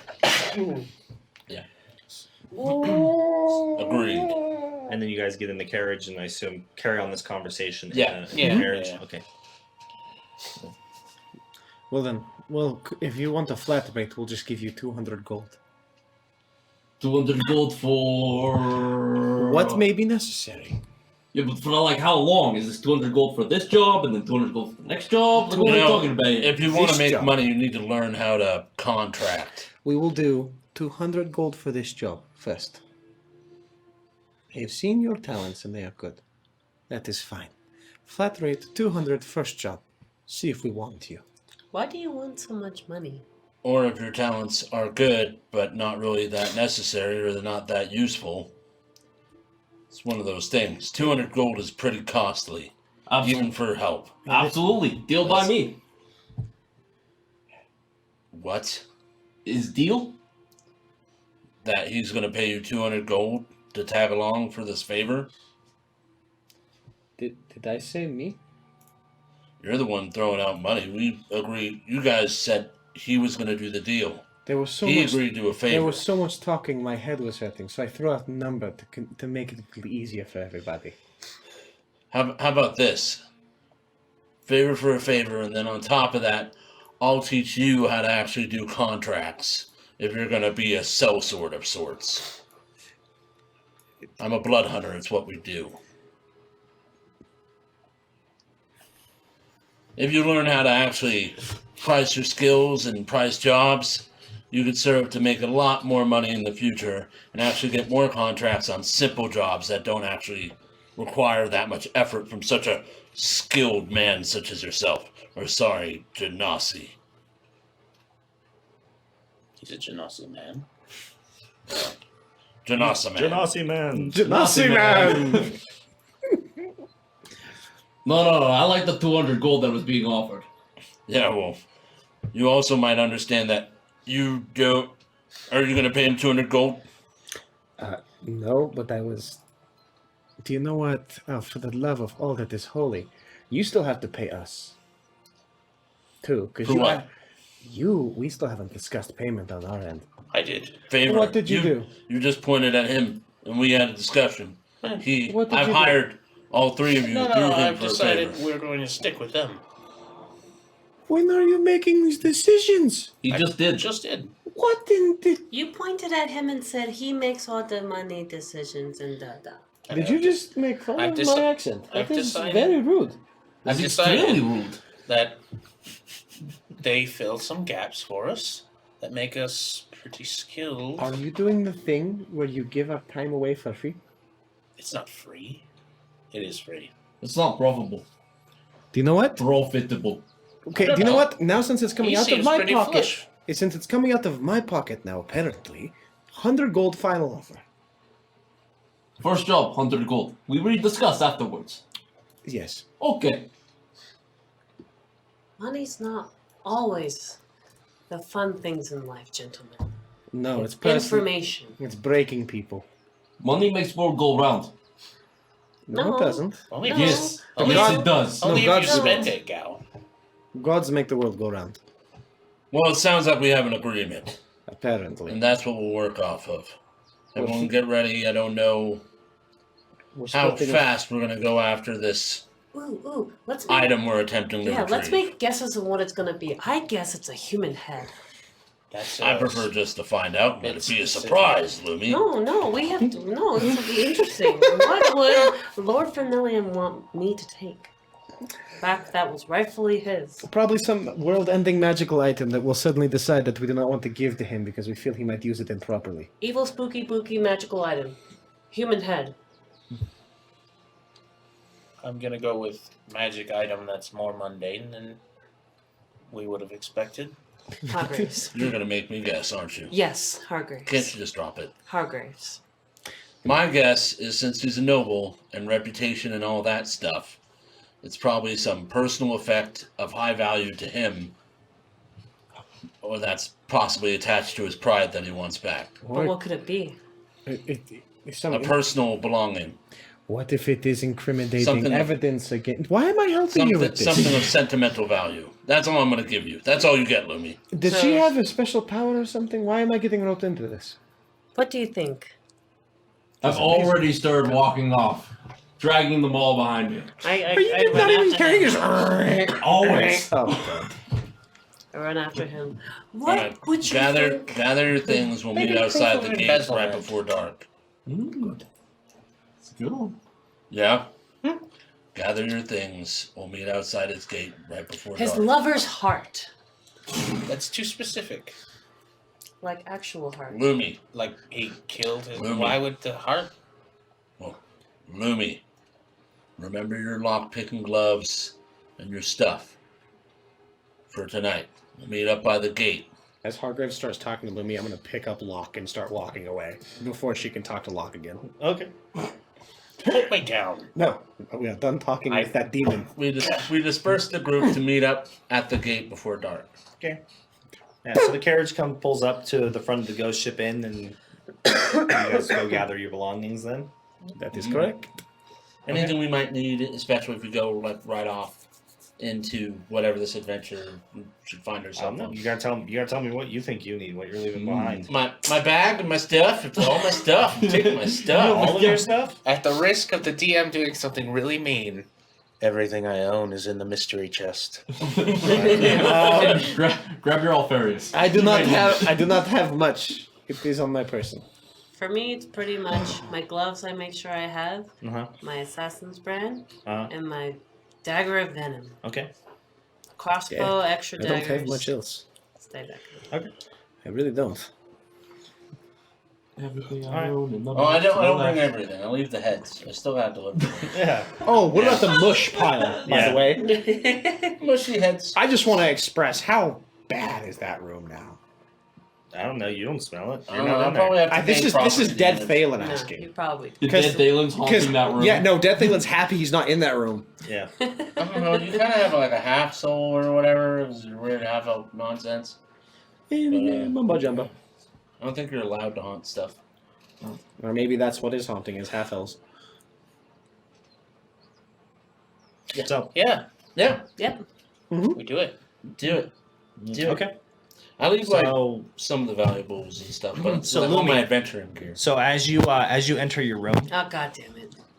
and you go in, you start gathering through your things, you suddenly become very aware that there's another presence in the room with you. Santa? And as you turn, you see a dark clothed, what looks like female elf with dark, long black hair, and she has what looks like a very thinly bladed, but very balanced stance, and she has a rapier at her side. She has kind of this. She's wearing like this. This breastplate armor that comes across her frame covers her, and at her waist is like some real thick leather. She has like thigh guards, metal thigh guards, and thick, heavy boots, and she's gloved. Luminous Tear, I never thought in 1,000 years that I would ever see you again set foot in one of our cities. You were told very, very clearly in your days after Roenheim that you are not to have anything to do with our territory. Oh, I didn't recognize you. You're just, sitting there in the corner, doing your thing. So she kind of steps out of the corner of the shadow with the rapier pointed at you, and she starts walking towards you. And then here we are to find out that not only are you back, but that you are, in fact, working against our best interests. So why should we not just kill you and be done with it? We're back. Because you wouldn't want to do that, now would you? So she starts getting closer and starts pointing the rapier closer and closer to like your throat, to the end of it. You know as well as I do that those who pay our salaries, that those of the faceless, don't ever forgive those who have wronged them for any reason. So this goes one of two ways. You either pay me to forget I ever saw you in our city. That payment can come in a favor, or it can come in a score, or it can come in some other item to buy the bounty off of your head. Or we fight right here, I win, and I take you back to the faceless, and back to one of the individuals who is looking for you to collect on the bounty. So what will it be? Do you think you have a chance? I want to kind of take a look at her Mhm. and just examine her. So she only has the rapier that's pointed to my neck. That's all you see. That's all I see. Mm-hmm. Hmm. So she pushes the blade a little bit closer. So, do you have something interesting that I might want to take off of your hands? I know for a fact that the Jagged Daggers approached you about work. They did, and I have not inquired about it yet. Are you interested? Depends. What's it worth? What do you know? About the Jagged Daggers? Maybe. Well, as I have mentioned, I have not seen them yet. But if you want information of what they want, I could give that to you. I've just had my hands a little tied. So she kind of looks at you. You seem to be getting ready to do something now. And you seem to be evasive. What is it? What are you doing? Well, you know, I've become very friendly with... Don't play games with me. We are on the same field. You know I can tell truths and lies. We know I'm you working can. with the Lord right now. Lord whom? Vermillion. So she pulls the blade away. I see. And she sheathes it. And what prize will we be taking from this Lord Vermillion? Until next Friday. Oh, no! No, get her! Get her! Just find it out! Please! She put her weapon away! Get her! Hey, look, Vermillion is not going to notice one little trinket missing from his vast collection. Oh, And I then we think find he out will. it's so goddamn important it can't leave, and then it's just a moral conundrum of god damn it. It's gonna line up directly with what we're Listen. stealing or something. There's always a balance of the super weapon magic items just moving from hand to hand. It's mutually assured destruction. No one ever gets away with it. Mutually assured destruction. I like it. Look, Vermillion has it. He could just as easily blow up the world as the Lich, who's going to end up with You know, I'm something just, else. I'm just saying that Vermillion guy seemed kind of okay. His accent was awesome, so like he's probably a nice dude. too bad. It's probably It's too bad he's going to betray us. And we He has, I fucked he has up that the southern comfort, you know? I forgot what it was gonna be. Yeah. We all So have you settled on that? Yeah. we all have pretty good. we all have those bad moments. That's No, fine. that's what it was supposed to be originally. I fucked up when you guys first met him, and I couldn't remember what I was supposed to do. I remember you talking about that. Yeah, I told you. I was like, dude, the chat It don't really matter. fucking derailed me that night. Yo, they derailed Doesn't it out of you too. matter. That night was mashed out. We're going to murder him. What, Vermillion? Hell yeah. Or the gal. Whoa! Are we gonna murder Looney's new friend? Yeah, I say we break her Friendly back. roll, Riken. I say we like straight up just suplex her into the dirt. All the way into the I like her. Yeah. Vermillion's too nice. Yeah. Too rich with too much stuff. Yeah, I was He's about gotta to die. say, he's flaunting how Yeah, rich rich he guy. is. He's flaunting how rich he is. He did not flaunt how I rich he can was. get a He's permission gonna to use get us this up bitch and off then my kill back. us. I hope he's a nice man. I hope he has wonderful kids, and I hope he has great intentions. He technically did flaunt a little Dude, bit how no, rich he is. no. Yeah, richer than everyone here. No, No, he richer said than he that said it one because guy. there was a So- humble brag. is what it was. DMs, this is a great example of when you do balance the helpful NPCs with the bad ones, the players just have no fucking idea who to trust anymore. I trust And it's everybody not because they He's know too not nice. to trust, they can't trust anybody, it's because they don't know who they can He's trust too anymore. nice. He's too well connected. Yeah, he's a bad guy. Can He's a you bad trust guy. the own tabaxi at your table? No, No. Yeah, we've discovered that like third day in. I trust her, kinda. kind of. Yeah. Trust her to cause chaos. I trust her to As long- stab you in the back again. You know, The relationship I was stabbed young. him. He almost killed me with his werewolf form. It's I that think it'd kind be a of little over relationship. dramatic. I almost killed Solas. I did like 3 Yeah. damage to you. You Fuck fucking- yeah. you I did like fucking go 3 out- damage. He ate Solas like as a whole. Like there's a chunk in your mouth of his body. You were like And I messed him up. you And I'll do it Solas. again now that Matt Mercer has changed the rules on Blood Hunter. Now they're even more brutal. Especially if you try and use it thematically where you don't just Hulk out every time. Wait, it got changed? It got changed. Now you make concentration saves once you're below half health.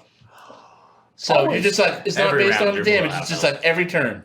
Oh my! Yeah, so if you're God. like trying to be cool and you're like, oh no, I'm only gonna Hulk out in desperate situations, good fucking luck. Every situation's a desperate situation, or you kill your friends. Oh my Or God. Did he at least Friends. buff the class at all? Did he- He did some minor buffs with different things. Does that hell of a drawback compensate for a buff? Yeah. That- Well, kinda. It's interesting. Didn't they take away the silver? So vulnerability? they took away silver vulnerability. That's Instead of just taking a flat level worth of damage for Crimson Right, instead you just roll whatever your Crimson Right damage die is, pretty much. And so it's like I think he calls it a blood die or something now. Yeah, it's a blood. So die. like when you add like the D4 when you're low level, like where I'm at right now, it's a D6. You roll that, and that's how much damage you take. That's Okay. bad. So that's that's better. a little better. And then there's like now it's kind of all over the place. There's now this brand which is thematic and cool, but there's just so many stats involved in every part of the class. Is you're gonna have like really weak parts and stronger parts, and he redid some of the blood curses and stuff. It's still like two. Well, you get them as you level. So like right now I have 2, and they're refreshed on a short rest, kind of thing. But so there's like little bumps. You didn't like redo like the whole thing. Oh, Just okay. some minor quality of life improvements, but for the Blood Hunters specifically, that half health one's pretty rough. But in your opinion, the changes, because I know beforehand, at least in my opinion, it seemed like the detriments outweighed what was good about the class. Has that balance changed, or? It's changed slightly just because of the health part, and it also depends on the subclass. I think it almost feels like the subclasses should be their own version of the class because it's kind of all over the place. Or like a fighter subclass that has this variant, and a magical subclass that has this variant and this variant. Where the Blood Hunter is just a thing, and then you have like you could be this type of subclass or that type of it instead of like the 4 subclasses that are drastically different that rely on a lot of different stats. Like now your intelligence and stuff does damage with certain parts of your blood magic and whatnot. It kind of feels like it's all over the place. Like maybe it should just be a blood magic class, and that's like the primary focus, or like the blood part of it should be a separate variant. Like so, instead of the Blood Hunter Lycan and the Ghost Slayer and the I'm brain farting on all the different stuff. Profane soul of The mutagen. profane soul and the mutagen. It feels like one of those should just be blood, and then you should just take more of your. Because what he's trying to do is he's putting the skill sets into the base class that's split along all of them, but they don't really synergize that well with each one, which is why you have the variant of the different types of blood curses you can take. It almost feels like the blood magic part should just be its own subclass and put more generic, strong base abilities that synergize well no matter what subtype you pick, kind of thing. But I don't have a totally fleshed out idea of how I would change it. It's just like a general observation based on my quick skim of it, pretty much. Because there's just so much variation within it. Interesting. It's just kind of all over the place. It's kind of all over the place. That being said, thank you all so much for joining us here tonight. Thank you so much for the raid, for the host. Thank you for the subs. Teal Psyker, I know you're awesome. I've been in your channel before. You're very talented painter, and JT Starks and Berserker Works both speak very highly of you.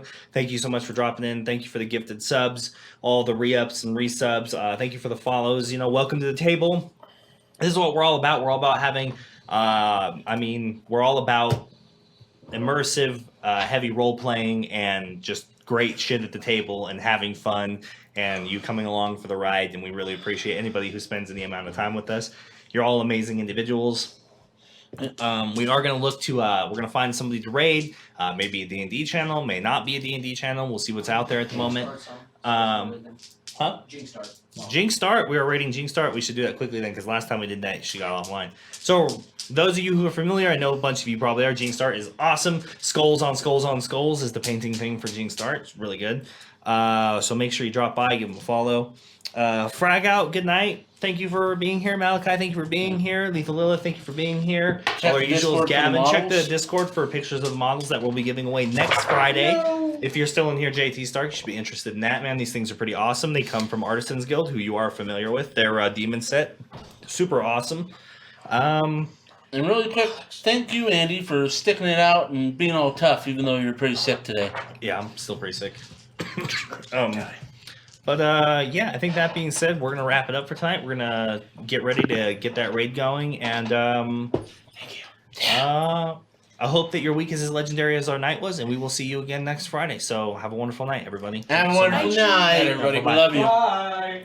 We love you. Thank you for coming. Thank you for coming.